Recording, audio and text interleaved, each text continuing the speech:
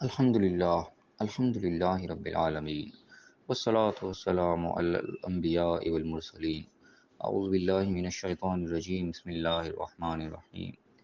رب اشرح لی صدری ویسر لی امری واحلل عقدۃ من لسانی یفقہوا قولی واجعل لی وزیرا من اہلی۔ محترم سامعین، السلام علیکم ورحمۃ اللہ وبرکاتہ۔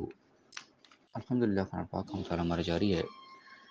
سورہ یوسف کی آیت نمبر 32 تک ہم پڑھ چکے ہیں۔ آج انشاءاللہ آیت نمبر 33، 34 اور 35 پڑھیں گے۔ پچھلی آیات میں ہم نے کل پڑھا تھا، یہ سلسلہ آیا تھا یہاں تک کہ وہ جو عورت یوسف علیہ السلام کے اوپر جو ہے وہ ڈورے ڈال رہی تھی، ان کو برائی کی دعوت دے رہی تھی، اس کی بات جو ہے وہ شہر بھر میں پھیلنا شروع ہو گئی اور ان کے متعلق جو ہے باتیں بنانی شروع کر دیں۔ تو اس نے ایک پروگرام بنایا کہ عورتوں کی دعوت کری، کہ ان کو اپنے گھر بلایا تاکہ ان کو ظاہر کرے، اور پھر یوسف علیہ السلام کو ان کے سامنے بھیجا کہ آؤ ان کے سامنے ذرا نکل کر آؤ۔ تو انہوں نے جب یوسف علیہ السلام کو دیکھا تو انہوں نے ان کی پاک دامنی کی جو ہے گواہی دے دی کہ بالکل نہیں، اللہ گواہ ہے کہ یہ شخص جو ہے کوئی عام آدمی نہیں ہے، انتہائی معزز فرشتے والی بات ہے کہ اس کے اندر کوئی برائی کا عنصر نہیں، جیسے فرشتے بالکل برائی سے پاک صاف ہوتے ہیں، اس طریقے سے انہوں نے اس کی جو ہے وہ گواہی دے دی یوسف علیہ السلام کی۔ تو اس کے بعد اس نے کہا کہ یہ ہے وہ جس کے بارے میں تم مجھے جو تانے دیتی تھی، اور اس کے باوجود بھی سارا کچھ ظاہر ہونے کے باوجود بھی وہ اپنی جگہ پہ ڈٹائی پڑی رہی کہ اگر اس نے وہ کچھ نہ کیا جس کا اس کو حکم دیا جا رہا ہے تو اس کو قید میں ڈال دیا جائے گا، اور اس کی جو ہے بالکل ذلت آمیز اس کا جو ہے معاملہ کیا جائے گا۔ تو یہاں تک ہم نے کل پڑھ لیا تھا۔ تو اس کے ساتھ آ کے مزید اب سلسلہ چلا ہے۔ اب یوسف علیہ السلام کا یہاں پہ مکالمہ جو ذکر ہو رہا ہے۔ اعوذ باللہ من الشیطان الرجیم، بسم اللہ الرحمن الرحیم۔ قال رب السجن احب الی مما یدعوننی الیہ۔ یوسف علیہ السلام کہنے لگے کہ اے میرے رب، یہ قید خانہ جو ہے مجھے اس چیز سے زیادہ محبوب ہے، اس سے زیادہ پسند ہے جس کام کی طرف یہ مجھے بلا رہی ہیں، یعنی کہ جس گناہ کی دعوت یہ مجھے دے رہی ہیں، جو انہوں نے میرے سے ڈیمانڈ رکھ دی ہے، یہ میں پوری نہیں کر سکتا۔ اس سے بہتر یہ ہے کہ میں قید میں ڈال دیا جاؤں، قید خانہ جو ہے مجھے اس سے زیادہ پسند ہے۔ اب یہاں پہ رب کا لفظ ہے، یہاں پہ رب سے مراد ظاہر ہے اللہ تعالیٰ کی ذات بھی ہوتی ہے، لیکن یہاں پہ جو آیات اسی پچھلے ہم گزری ہیں اس میں رب سے مراد وہ پالنے والا بھی لیا گیا، جو کہ اگر وہ پرورش پا رہے تھے، جو کہ وہاں ان کو دروازے پر ملا، جب وہ دونوں بھاگ کے دروازے پر پہنچے اور کرتا پھٹنے والا واقعہ ہوا، تو وہاں پہ بھی جب پہلے جب دعوت دی اس نے کہ آ جاؤ، جب ہے تعلقہ کے الفاظ ہے، تو وہاں پہ اللہ کی پناہ مانگی اور کہا کہ میرا پالنے والا جو ہے اس نے مجھے بڑے اچھے طریقے سے پالا اور میں یہ خیانت نہیں کر سکتا۔ تو وہاں پہ یعنی کہ پالنے والے کو بھی رب کا لفظ استعمال ہوا، اور اگلی آیت بھی ہم پڑھیں گے، وہاں پہ بھی رب کا لفظ جو ہے وہ آئے گا اسی کے لیے، مالک کے لیے، پرورش کرنے والے کے لیے۔ تو یہاں پہ بھی جو یوسف علیہ السلام بات کر رہے ہیں، اس سے مراد رب اللہ سے دعا بھی ہو سکتی ہے، اور یہاں پہ یہ بھی ہو سکتا ہے کہ اسی رب کی بات کر رہے ہیں جس کے پہلے ذکر کیا، جو ان کا پالنے والا تھا، جو ان کا سربراہ تھا گھر کا، اس سے جا کے اپنی ریکویسٹ پیش کر رہے ہیں کہ یہ جس چیز کی طرف مجھے دعوت دے رہی ہیں، اس سے مجھے قید خانہ ہی بہتر ہے، کیونکہ وہاں بھی قید خانے کی اس نے بات کر دی تھی جب اس نے الزام لگایا ان پر، یوسف علیہ السلام پر۔ تو جب بھی اس نے یہ کہا کہ تجھے گھر والے کو سب برائی چاہے، اس کے ساتھ کیا ہونا چاہیے، وہ قید میں ڈال دینا چاہیے، وہاں بھی قید کی بات کی۔ اور بھی پچھلی جو آیت ہم نے پڑھی، وہاں پہ بھی اس نے یہ کہا کہ اگر بات نہ مانے گے تو یہ قید میں ڈال دیے جائیں گے۔ تو بار بار قید کی بات جو چل رہی ہے، تو یوسف علیہ السلام نے یہی کہا کہ قید خانے مجھے زیادہ پسند ہے، ایسی کہ قید کی بات کرے مجھے قید ہی کرا دو، جو یہ ڈیمانڈ کر رہی ہیں اس سے تو مجھے یہی پسند ہے کہ مجھے قید میں ہی ڈال دیا جائے۔ اب فرمایا کہ وَإِلَّا تَصْرِفْ عَنِّي كَيْدَهُنَّ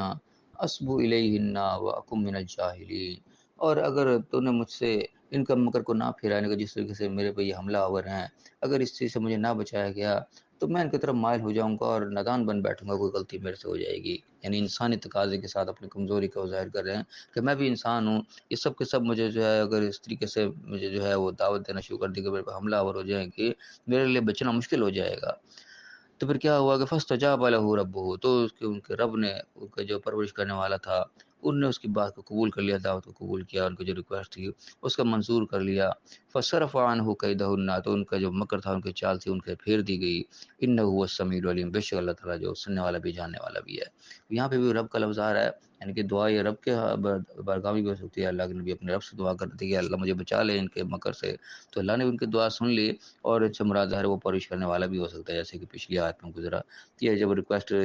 بھیجی یوسف علیہ السلام نے کہ مجھے قید ہی کروا دیا جائے تو زیادہ بہتر ہے، تو وہ ریکویسٹ ان کی گویا کہ منظور کر لی گئی۔ پھر کیا ہوا، ثم بدا لهم من بعد ما رأوا الآیات لیسجننه حتی حین۔ پھر ان کے اوپر یہی واضح ہوئی ہے بات، جب ساری نشانی انہوں نے دیکھ لی کہ ہر طرح سے عیسیٰ علیہ السلام تو پاک ہیں، ان کے اوپر تو کوئی ایسی بات نہیں ہے، لیکن جو ان کے پیچھے لگی ہوئی ہیں عورتیں، ان کے جو ہے نیت ٹھیک نہیں ہے، وہ ان سے جو ہے وہ جان چھوڑنے کو تیار نہیں ہے. تو پھر آخر اسی میں دیکھی کہ ساری نشانیاں دیکھ لینے کے بعد انہوں نے یہی فیصلہ کیا کہ لیسجننہ حتی حین، کہ ایک وقت مقررہ تک ان کو قید میں ہی ڈال دیا جائے، یعنی کہ ایک قسم کا سیفٹی اس چیز میں دیکھی گئی کہ ان کو الگ کر دیا جائے. جیسے کوئی انسان جا کر جیل میں وہ بند کر دیا جاتا ہے تو باقی لوگوں سے محفوظ ہوتے ہوئے قسم کا پولیس کی کسٹڈی میں چلا جاتا ہے کہ پولیس اس کی محافظ بن جاتی ہے، جیل میں اس کے جو آرام سے امن و امان سے رکھ دیا جاتا ہے، تو باہر کے جتنے خطرات ہوتے ہیں وہ ان سے بچ جاتا ہے. بظاہر چاہے وہ جیل میں ہوتا ہے لیکن جیل میں اس کے لیے ایک قسم کی وہ حفاظت گاہ بن جاتی ہے، قسم کے باہر جو خطرات ہوتے ہیں ان سے وہ بچ جاتا ہے. تو یہی بات یہاں پہ عیسیٰ السلام کے بارے میں جو ہے وہ آخر فائنل قرار پائی کہ جو عورتیں کے اوپر جو ہے وہ حملہ آور ہوئی ہیں، ان کو برائی کی دعوت دے رہی ہیں مسلسل، ان سے باہر رہ کے ان کو بچنا مشکل ہے، عورتوں کو ان سے ہٹانا مشکل ہے. عافیت اسی میں کہ انہی کو اٹھا کے جو ہے جیل میں ڈال دیا جائے، وہاں نہ کوئی جائے گا نہ کوئی تنگ کرے گا. ایک وقت مقررہ تک جو ہے جب تک ان کا کوئی معاملہ عورتوں کا حل نہیں ہو جاتا، یہ اس چیز کو بھول نہیں جاتی، اس وقت تک جو ہے ان کو قید میں ہی ڈال دیا جائے. انہی میں اس کی بھلائی ہے، اسی چیز میں جو ان کی بہتری ہے، اسی میں ان کی بچت ہے. تو بہرحال فیصلہ یہ کیا کہ ان کو قید میں ہی ڈال دیا جائے.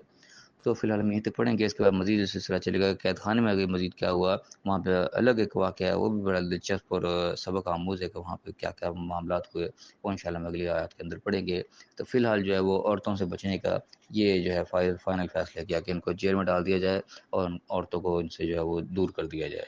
اللہ تعالیٰ ہمیں صحیح سمجھنے کی توفیق عطا فرمائے. اس قصے کو اللہ تعالیٰ نے اصل قصہ کہا کہ بہترین قصہ ہے، بہترین واقعہ جو اللہ تعالیٰ ذکر کر رہے ہیں. یقین اللہ نے جب بہترین کہا ہے تو اس کے اندر یقیناً کوئی بہتری کا عنصر ضرور موجود ہے. ہمیں اللہ تعالیٰ نے توفیق عطا فرمائے کہ جو سبق اس کے اندر ہمارے لیے پوشیدہ ہے وہ ہم حاصل کریں، سیکھیں اس سے اور اپنی اصلاح کریں. اللہ تعالیٰ میں صحیح سمجھنے صحیح عمل کرنے کی توفیق عطا فرمائے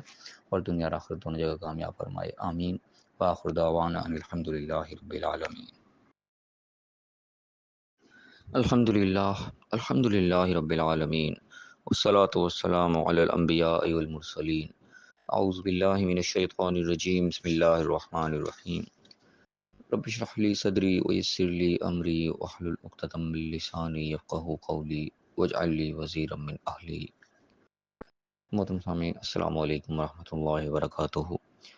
الحمدللہ قرآن پاک کا مطالعہ ہمارا جاری ہے. سورہ یوسف کی آیت نمبر 35 تک ہم پڑھ چکے ہیں. آج انشاءاللہ آیت نمبر 36 سے آیت نمبر 40 تک پڑھیں گے.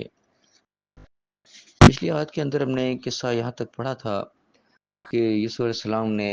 جو ہے اپنے رب سے دعا کی، اپنے رب سے التجا کی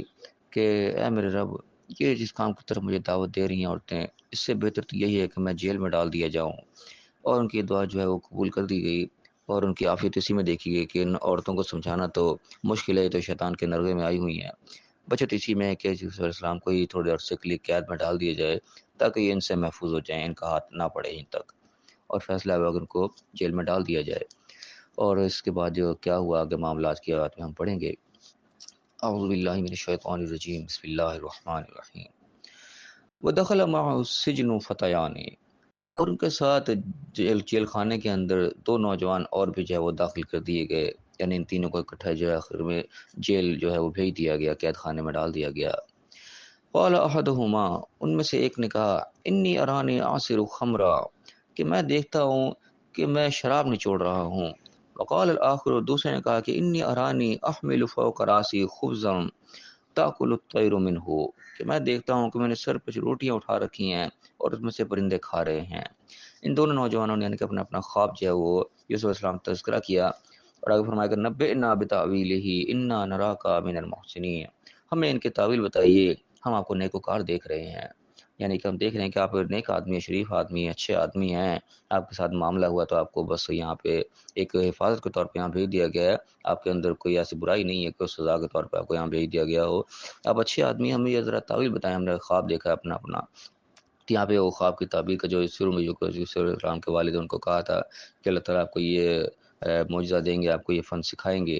تو اب اس کا موقع آیا کہ یوسف علیہ السلام جو بڑے ہو چکے، جوان ہو چکے، اور اللہ کی طرف سے ان کو یہ انعام ملا کہ خوابوں کی تعبیر جو ہے وہ بتانا شروع ہوئے. تو یہاں پہ ان نوجوانوں نے جو اپنا اپنا خواب سنایا. یوسف علیہ السلام نے فرمایا کہ قال لا یأتیکما طعام ترزقانہ الا نبأتکما بتأویلہ قبل ان یأتیکما، کہ تمہارے پاس جو کھانا آتا ہے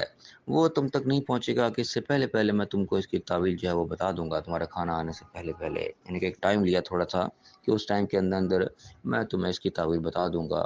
ذالکم مما علمنی ربی، اور یہ اس معاملے سے تمہیں کہہ رہا ہوں کہ جو اللہ تعالیٰ نے مجھے فن سکھایا ہے، یہ علم اللہ نے مجھے دیا ہے، میرے رب نے مجھے دیا ہے، یعنی کہ وہ علم تھا ان کے پاس کوئی، یعنی کہ اس کو علم کے ساتھ تعبیر کیا کہ اللہ کی طرف سے ایک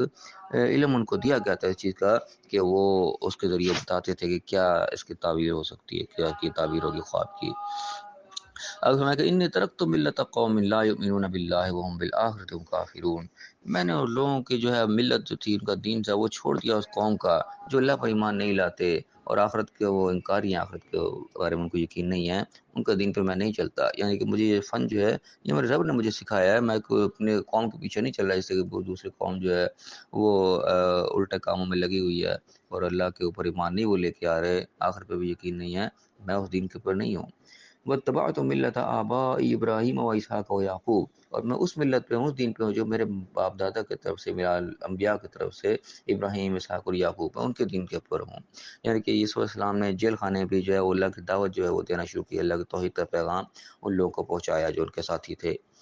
ما کان لنا ان نشرک باللہ، ہمارے لیے لائق نہیں ہے کہ ہم اللہ کے ساتھ کوئی شریک کریں، اللہ کے سوا اوروں کو ہم شریک بنائیں، اس کو اوروں کسی کو خدا سمجھیں، اوروں کو طاقتور سمجھیں، یہ ہمیں لائق نہیں ہے اس چیز کے۔ من شیء، ذرا برابر بھی، یعنی کہ اللہ کے ساتھ ہمیں ذرا برابر بھی کسی کو شریک نہیں کرنا چاہیے، یہ ہمارے شایان شان نہیں ہے یہ چیز۔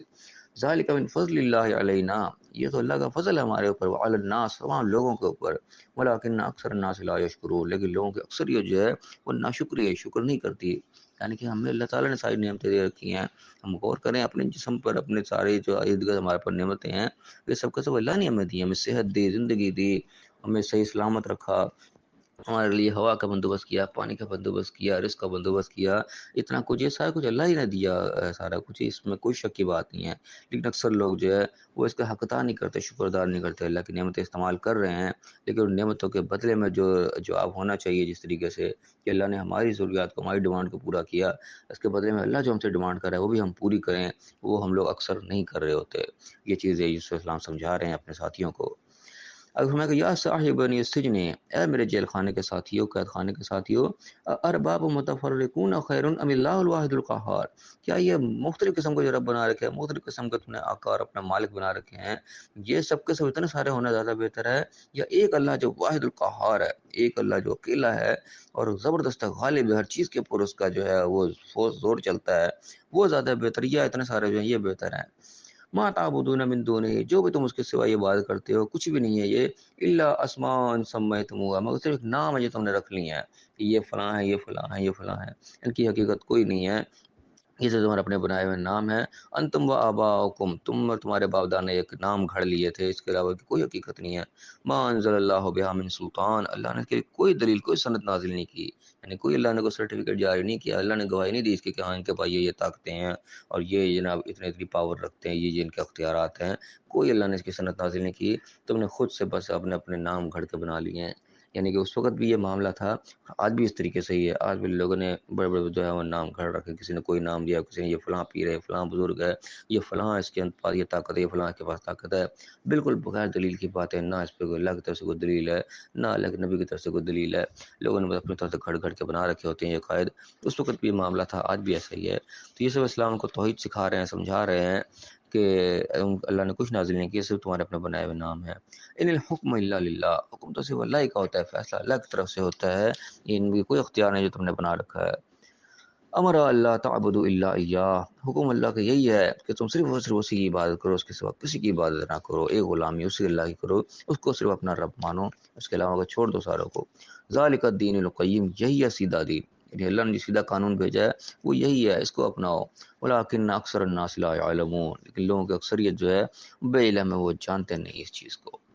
یہ یعنی کہ یسوع السلام نے ان کو توحید کا پیغام پہنچایا۔ اس کے بعد جو ہے وہ خواب کی تعبیر کا جو معاملہ آئے گا وہ انشاءاللہ ہم کل پڑھیں گے آئندہ آیات کے اندر۔ تو فی الحال یہاں پہ ہمیں یہ سبق مل رہا ہے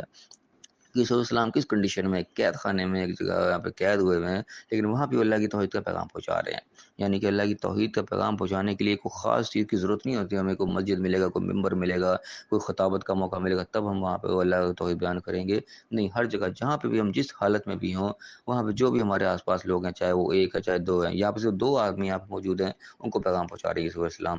تو جو بھی ہمارے پاس موجود ہو اس کو ہمیں دین کا پیغام پہنچانا ہے۔ سب سے پہلے ہمیں خود سمجھنا ہے کہ اللہ نے کیا بات کی ہے، کیا ہماری زندگی کا مقصد ہے، اس کو ہم خود سمجھیں اور دوسروں تک پہنچائیں جہاں تک بھی ہمیں موقع ملے۔ تو اللہ تعالیٰ ہمیں صحیح سمجھنے کی توفیق عطا فرمائے۔ اس قصے کو اللہ نے یقیناً آسان اور قصص کہا، اس کے اندر بہت سی نشانیاں ہمارے لیے ہوں گی۔ اللہ تعالیٰ ہمیں بس توفیق عطا فرمائے کہ ہم نشانی کو ہم سمجھیں، اس کے مطابق اپنی اصلاح کریں۔ اللہ تعالیٰ ہمیں صحیح سمجھنے صحیح عمل کرنے کی توفیق عطا فرمائے اور دنیا اور آخرت دونوں جگہ کامیاب فرمائے، آمین۔ وآخر دعوانا ان الحمد للہ رب العالمین۔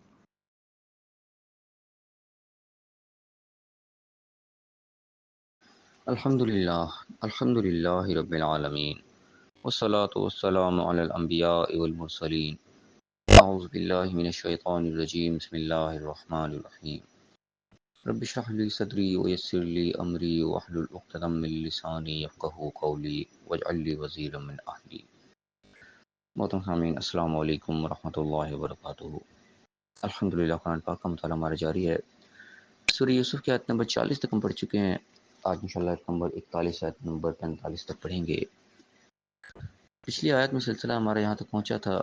کہ یوسف علیہ السلام جو تھے وہ جیل خانے میں ڈال دیے گئے، اور ان کے دو ساتھی جو ان کے ساتھ ڈالے گئے انہوں نے ایک خواب دیکھا، اور خواب یوسف علیہ السلام کے سامنے بیان کیا، ان سے تعویل پوچھی اس کی۔ تو یوسف علیہ السلام نے ان کو جو ہے سب سے پہلے دین کی دعوت دی، اللہ کا پیغام ان کو پہنچایا، توحید کا پیغام پہنچایا۔ اب جو ہے اگلی آیت میں ہم پڑھیں گے کہ یوسف علیہ السلام اور اس خواب کی کیا تعبیر بتاتے ہیں۔ اعوذ باللہ من الشیطان الرجیم، بسم اللہ الرحمن الرحیم۔ یا صاحبنی السجن، اے میرے جیل خانے کے ساتھیو، اما احدکما، تم میں سے ایک جو ہے، فیسقی ربہ خمرہ، وہ اپنے رب کو یا اپنے مالک کو، یہاں پہ دیکھیے رب کا لفظ استعمال ہو رہا ہے اپنے مالک کے لیے، آقا کے لیے رب کا لفظ استعمال کیا جو ہم پیچھے بھی پڑھ کے آئے۔ تو فرمایا کہ وہ اپنے رب کو شراب پلائے گا، اپنے مالک کو جو ہے وہ شراب پلائے گا، جس نے خواب میں دیکھا تھا کہ وہ شراب نچوڑ رہا ہے۔ وہ عمل آخر، اور دوسرا جو ہے فیسلبو، تو پھر وہ سلیب دے دیا جائے گا، سولی دے دیا جائے گا، فتأکل الطیر من راسہ، اور پرندے جو ہے اس کے سر میں سے کھائیں گے۔ جو وہ دیکھ رہا تھا کہ سر پہ روٹیاں رکھی ہیں پرندے کھا رہے ہیں، وہ کی تعویل بتائی کہ وہ مارا جائے گا، کو سلیب دے دی جائے گی، اور پرندے اس کے سر کو پھر کھا رہے ہوں گے، اور دوسرا جو ہے وہ بچ جائے گا، وہ پھر رب کو شراب پلائے گا اپنے مالک کو۔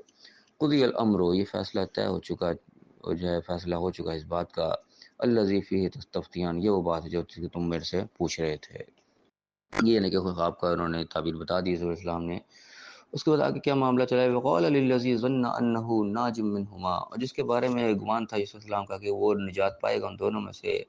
اس سے کہا، کیا کہا کہ ناج منہما اذکرنی عند ربک، کہ اپنے رب کے ہاں، اپنے بادشاہ جو ہے، اپنا مالک جو ہے، اس کے ہاں میرا بھی تذکرہ کرنا۔ فَأَنْسَاهُ الشَّيْطَانُ ذِكْرَ رَبِّهِ، تو پھر شیطان نے اس کو ذکر بھلا دیا، یاد دہانی بھلا دی اس کے رب کے پاس جا کے، اس کے مالک کے پاس جا کے، آقا کے پاس جا کے، جو کہا تھا کہ میرا بھی تذکرہ کرنا کہ میں یہاں جیل میں پڑا ہوں، میرے ساتھ کیا معاملہ ہوا ہے، یہ بھی کہانی کو سنا دینا۔ لیکن شیطان نے بھلا دیا، وہ نہیں سنا سکا، بھول گیا وہاں جا کے۔ فَلَبِثَ فِي السِّجْنِ بِضْعَ سِنِينَ، تو پھر وہ کئی برس جو ہے وہ اسی جیل خانے میں ہی پڑے رہے، وہیں پہ رہے جیل خانے کے اندر ہی۔ وقال الملک، اور پھر وہ بادشاہ کہنے لگا جس کے پاس وہ گئے تھے، بادشاہ نے وہ خواب اپنا سنا کہ انی ارا سبع بقرات سمان یاکلہن سبع عجاف، کہ میں دیکھتا ہوں کہ 7 گائیں ہیں جو ہے خوب تگڑی خوب، اور وہ کو 7 دبلی گائیں جو ان کو کھا رہی ہیں، یعنی الٹا دیکھ رہے کہ 7 تگڑی گائیں ہیں وہ صحت مند ہیں، اور 7 جو کمزور گائیں ہیں وہ ان کو کھا رہی ہیں۔ وسبع سنبلات خضر واخر یابسات، اور 7 بالیں ہیں بالکل ہری، اور دوسری 7 ہیں سوکھی۔ یہ بھی اس نے ان کو خواب دیکھا۔ پھر کہا کہ یا ایھا الملأ، اے سردارو، افتونی فی رؤیایا ان کنتم للرؤیا تعبرون، میرے خواب کی ذرا تعبیر بتاؤ، یہ میں کیا دیکھا، کیا اس کا مقصد ہے، اگر تم خواب کی تعبیر بتا سکتے ہو تو بتاؤ۔ پھر کیا وہ لوگ کہنے لگے قالوا اضغاث احلام، کہنے لگے یہ تو کوئی پریشان قسم کے خواب ہیں، یہ تو عجیب سی ہیں پریشانی، کوئی ان کو سمجھ نہیں آ رہی، ایسی کوئی ذہنی پریشانی ہے بس جو آپ نے دیکھ لی ہیں، وما نحن بتاویل الاحلام بعالمین، اور ان جو خام خواہ کی جو ذہنی جو پریشانیاں ہیں ان کے ہمیں کا تعویل کوئی نہیں پتا، یعنی کہ پراپر خواب نہیں ہے، یہ بس کوئی ذہنی خلفشار ہے، اگر بس وہ آپ نے کو دیکھ لیا ہے، اس کی تعبیر ہمیں کوئی نہیں پتا۔ وقال الذین نجا منہما، اب وہ شخص بولا جو ان دونوں میں سے نجات پا گیا تھا، یعنی ایک شخص جو بچ گیا تھا جیل خانے کے جو قیدی تھے، وہ پھر بولا وذکر بعد امۃ انا انبئکم،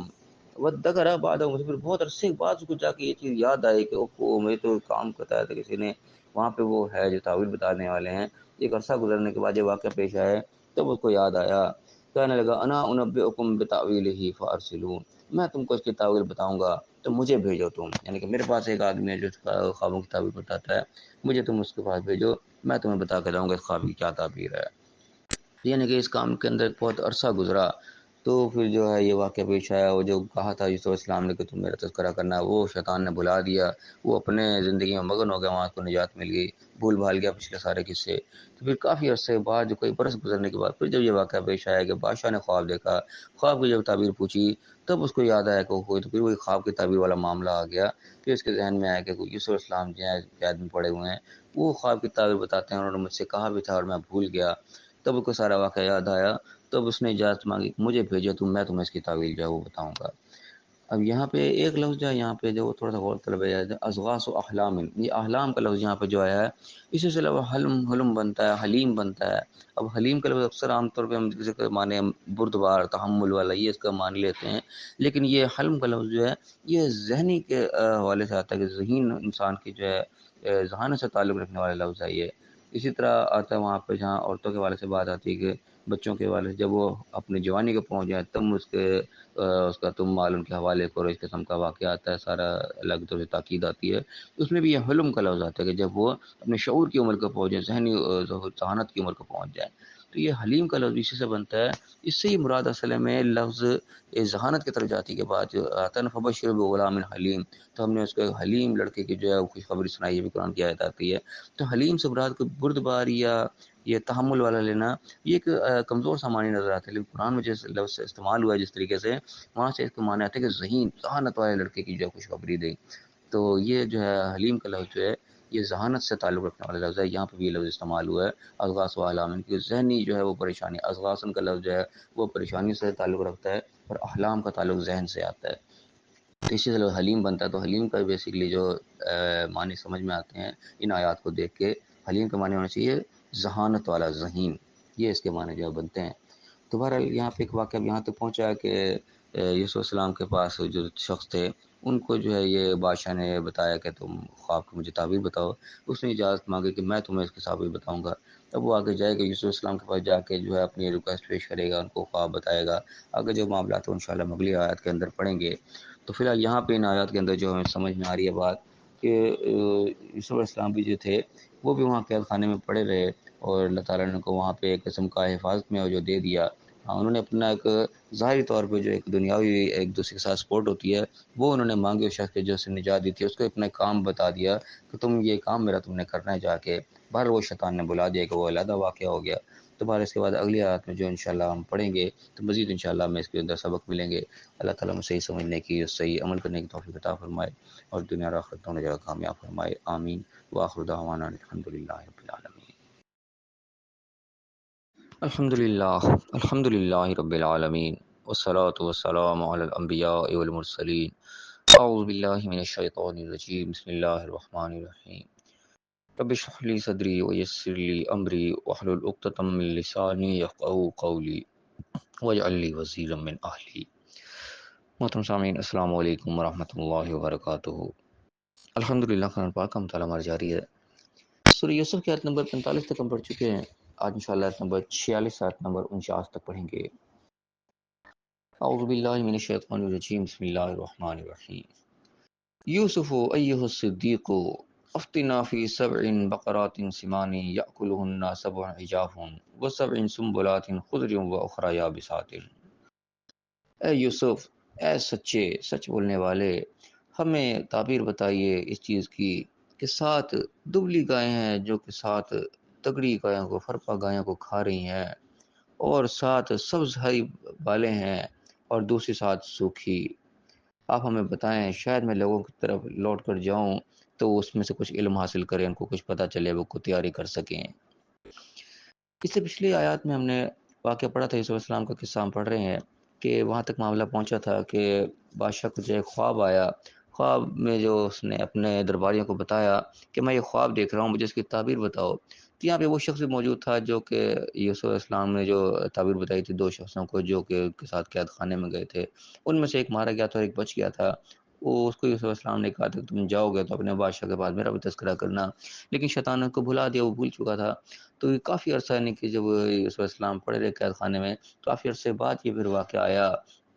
کہ واقعہ پیش آیا کہ بادشاہ نے خواب دیکھا، اس نے درباریوں سے بات کی تو دربار میں وہ شخص موجود تھا۔ پھر اس کو یاد آیا کہ ایک شخص وہاں پر تو یوسف علیہ السلام بھی ہیں، وہ خواب تعبیر بتایا کرتے تھے۔ تو وہ اجازت لے کر پھر گیا کہ مجھے اجازت دیں، میں آپ کو بتا کے لاتا ہوں کہ تعبیر کیا ہے اس معاملے کی۔ تو وہ شخص بھی اب یہاں پہ آیا، اس نے یوسف علیہ السلام سے مخاطب ہو کہا کہ کیا یوسف علیہ السلام اے سچے، یعنی کہ پتہ تھا کہ سچا انسان ہے، اس کی بات غلط نہیں ہوتی۔ تو ایوب صدیق کہہ کے ان کو جو ہے بلایا اور اپنا خواب جو ہے وہ بیان کیا بادشاہ کا کہ اس کے بارے میں ہمیں بتائیں کہ میں واپس جاؤں اپنے لوگوں تک اور ان کو بتاؤں تاکہ وہ کچھ اس سے علم حاصل کریں، کچھ کا فائدہ اٹھا سکیں، کو آنے والے وقت کی تیاری کر سکیں، اگر کوئی تعبیر ہے۔ تو یوسف علیہ السلام نے بتایا، قولا، یوسف علیہ السلام نے کہا کہ تزرعون 7 سنین دأبا، کہ تم کھیتی کرو گے 7 برس لگاتار، یعنی کہ 7 گائیں جو دیکھ رہے ہو تم، یہ کہ کھیتی کی طرف اشارہ ہے کہ 7 برس تمہیں ملیں گے کھیتی کرنے کے لیے، تم اپنی کھیتی کرو گے لگاتار، تمہیں اس سے جو ہے وہ غلہ تمہیں ملے گا وہاں پر۔ اب ہمیں کہ فما حصدتم فذروه فی سنبلہ الا قلیلا مما تأکلون، کہ تم اس میں جو کھیتی کرو گے تو اس کو تم کچھ جمع کرتے رہو، کہ جو کاٹو گے اس کے بالے کے اس کے اندر ہی رہنے دینا، اس کو نکالنا مت، مگر تھوڑا سا کہ بس تم کھا سکو، یعنی کہ اس کو سٹور کرنا آئندہ کے لیے، آگے جو وقت آنے والا ہوگا وہ سخت ہوگا، صرف جتنا کھا سکو گے اتنا نکالنا، باقی کو ویسے رہنے دینا۔ ثم یأتی من بعد ذلک 7 شداد، کہ اس کے بعد پھر 7 برس ایسے آئیں گے جو سخت تنگی والے ہوں گے، کہ اس وقت فصل نہیں ہوگی، پیداوار نہیں ہوگی، جیسے قحط سالی کا وقت ہے وہ وقت پھر آئے گا۔ پھر کیا ہوگا کہ یاکلن ما قدمتم لهن الا قلیلا، وہ وقت جو آئے گا پچھلا جتنا تمہیں جمع کر رکھا ہوگا سب کا سب کھا جائے گا، یعنی کہ وہ سختی کا وقت ہوگا، پھر جو تم نے جمع کر رکھا ہوگا وہ سارا کا سارا اس میں کھایا جائے گا، مگر تھوڑا بہت ہوگا، مما تحسنون، کہ اس میں تم بچا لو گے، یعنی کہ تھوڑا بہت بچے گا، جو تمہاری پیچھے بچت ہوگی وہ اگلے ان سخت سالوں میں کھائی جائے گی ساری کی ساری۔ ثم یأتی من بعد ذلک عام، پھر اس کے بعد ایسا پھر ایک سال آئے گا، فیہ یغاث الناس وفیہ یعصرون، کہ پھر ایسا وقت آئے گا کہ اس میں بارش ہوگی، لوگوں کے پاس بارش میسر آئے گی، پھر اس میں سے وہ رس نچوڑیں گے، یعنی کہ جو باقی ماندہ ہوگا اس میں سے آگے پھر وہ مزید اس سے جو ہے فائدہ اٹھانے کے لائق ہوں گے۔ یہ یعنی کہ 7 گائیں جو دبلی اور فربا جو دیکھی گئی وہ اصل میں 7 سالوں کی طرف ایک اشارہ تھا کہ 7 سال جو ہے وہ اچھے آئیں گے، تکڑے آئیں گے، خوب مال بدولت اس کے اندر آئے گا، خوب کھیتی آئے گی۔ اس کے بعد جو 7 سال ہوں گے وہ بڑے شدت پسند ہوں گے، بڑے قحط سالی کے ہوں گے، وہ پچھلا جو کچھ بھی ہوگا وہ اس کے اندر سارا کھایا پیا جائے گا، برابر ہو جائے گا۔ اس کے بعد پھر ایک سال ایسا آئے گا کہ دوبارہ پھر جو ہے بارش برسے گی اور اچھا وقت آئے گا، پھر اس کے اندر رس نچوڑنے کے لائق ہو گئے، پھر اپنا جو مال متا تم اکٹھا کرنے کے لائق ہو گئے۔ یہ آنے والے وقت کی قسم کی پیشین گوئی تھی، کہ اشارہ تھا اسی کی طرف، تم تیاری کر لو۔ یہ یعنی کہ ایک خواب جو تھا جو بادشاہ نے دیکھا، اس کے بعد یہ یوسف علیہ السلام نے اس کی تعبیر بتائی۔ یہ یوسف علیہ السلام کو یعنی کہ اللہ کی طرف سے ایک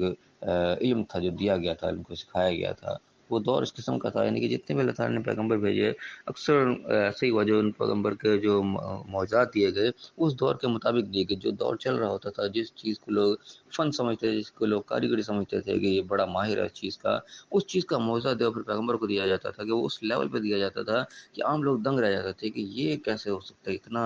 ہائی لیول کی چیز کیسے جا سکتی ہے۔ تو وہ چیز ایک نشانی ہوتی تھی کہ یہ عام چیز نہیں ہے، یہ اللہ کی طرف سے جو ہے غیبی مدد ہے جو اس کو آ رہی ہے، یہ ایک نشانی ہوتی تھی کہ یہ اللہ کا نمائندہ، اللہ کا پیغمبر ہے، کوئی عام انسان نہیں ہے۔ جس طرح موسیٰ علیہ السلام کے بارے میں آیا کہ وہ جو جادوگروں کا دور تھا اس وقت، جادو کیا کرتے تھے، رسیوں سے اپنی لاٹھیاں سے پھینک پھینک کے سانپ بنا کے دکھایا کرتے تھے، لوگوں کو جادو زدہ کر دیا کرتے تھے۔ تو موسیٰ علیہ السلام کو بھی اسی قسم کا پھر معجزہ دیا گیا کہ وہ عصا دیا گیا کہ وہ اژدہا بنتا تھا، تو وہ پھر کچھ اور ہی چیز بنا، اتنا ہائی لیول کا تھا کہ وہ جادوگر بھی سمجھ گئے کہ یہ جادو نہیں ہے، یہ تو بہت اوپر کی چیز ہے، کہ اللہ کی طرف سے غیبی مدد ہے، اور پھر وہ جادوگر ایمان بھی لے آئے تھے۔ تو اس طرح یوسف علیہ السلام کا دور جو تھا یہ علیحدہ دور تھا، ایک یہ خوابوں کی تعبیر والا دور تھا۔ تو یوسف علیہ السلام کو یہ والا معجزہ دیا گیا، لیکن بڑی ہائی کلاس پہ جا کے دیا گیا۔ اور اس طرح یہ آخری دور آپ علیہ السلام کا دور جو قرآن میں ہمیں معجزے کے طور پر دیا گیا، یہ یعنی کہ وہ دور تھا جب عرب کے اندر ان کو اپنی زبان کے اوپر بڑا وہ ناز ہوتا تھا کہ ہم عربی ہیں، باقی سب تو اجمی ہیں۔ اپنے آپ کو عربی کہتے تھے، باقیوں کو اجمی گونگا کہتے تھے کہ یہ سب گونگے، یہ تو بولنے کے لائق نہیں ہے۔ اپنی زبان پہ ان کو بڑا ناز تھا کہ ہم بڑے زبان دان ہیں۔ تو اللہ تعالیٰ نے قرآن جو نازل کیا، اس کی زبان یعنی کہ اتنی اعلیٰ رکھی گئی، عربی زبان جو اس کی رکھی گئی کہ وہ جو تھے اس وقت کے شاعر اور بڑے بڑے زبان دان، وہ اس کی زبان دیکھ کے حیران رہ گئے کہ یہ کس قسم کا کلام نازل ہو رہا ہے۔ اور آپ صلی اللہ علیہ وسلم لے کے آ رہے ہیں، ظاہری طور پہ آپ کی تعلیم بھی کوئی نہیں تھی، تو وہ اس چیز سے انہوں حیران اور پریشان رہ گئے کہ یہ کہاں سے کلام آ رہا ہے ایسا، ایک ایسا شخص جس کو ظاہری تعلیم بھی اس نے کوئی حاصل نہیں کی، وہ اتنا اعلیٰ پائے کا کلام کہاں سے لے کے آ رہا ہے۔ تو یہ یعنی کہ ایک معجزہ تھا اس وقت کا کہ یہ کلام ان کا نہیں ہے، یہ اللہ کی طرف سے آ رہا ہے، یہ اللہ تعالیٰ سے خصوصی یعنی کہ ان کی مدد تائید حاصل ہے۔ تو یہ اللہ تعالیٰ نے ہر دور میں اپنے پیغمبر کو معجزات دیے۔ کہ یوسف علیہ السلام کا موضوع یہاں پہ تذکرہ ہو رہا ہے کہ وہ جو خوابوں کی تعبیر وہ بتایا کرتے تھے، یہ اللہ کی طرف سے علم شاید ان کو دیا گیا۔ تو بہر ابھی تک یہیں ہم تک پڑھیں گے کہ یہاں پہ یہ وہ موقع آ گیا کہ یوسف علیہ السلام جو تھے ایک غائب حالت میں تھے، کسی کو یاد ہی نہیں تھے وہ۔ تو یہاں پہ اللہ تعالیٰ نے کا سلسلہ بنایا کہ پھر لوگوں کو یوسف علیہ السلام کو یاد آئی، پھر وہ جو ہے وہاں تک ان تک پہنچے، اور پھر بادشاہ تک ان کا پیغام پہنچا کہ جو ہے وہ تعبیر بتائی گی بادشاہ کو۔ اب اس کے آگے مزید سلسلہ چلے گا کہ آگے جو ہے یوسف علیہ السلام کا جو تذکرہ ہو گیا، اب دوبارہ آگے مزید کیا ہوتا ہے، کیسے ان کی زندگی آگے مزید چلتی ہے، وہ انشاءاللہ ہم اگلی آیت کے اندر پڑھیں گے۔ اللہ تعالیٰ ہمیں صحیح سمجھنے کی توفیق عطا فرمائے۔ یہ احسن القصص جو اللہ نے بتایا، بہترین قصہ، اس میں اللہ تعالیٰ ہمیں بہترین سبق بھی لینے کی توفیق عطا فرمائے، اس کے ذریعے اپنی جو ہے غلطیاں کوتاہیاں ان کو دور کرنے کی توفیق عطا فرمائے، اپنی اصلاح کرنے کی توفیق عطا فرمائے، اور دنیا اور آخرت دونوں جگہ کامیاب فرمائے، آمین۔ وآخر دعوانا ان الحمد للہ رب العالمین۔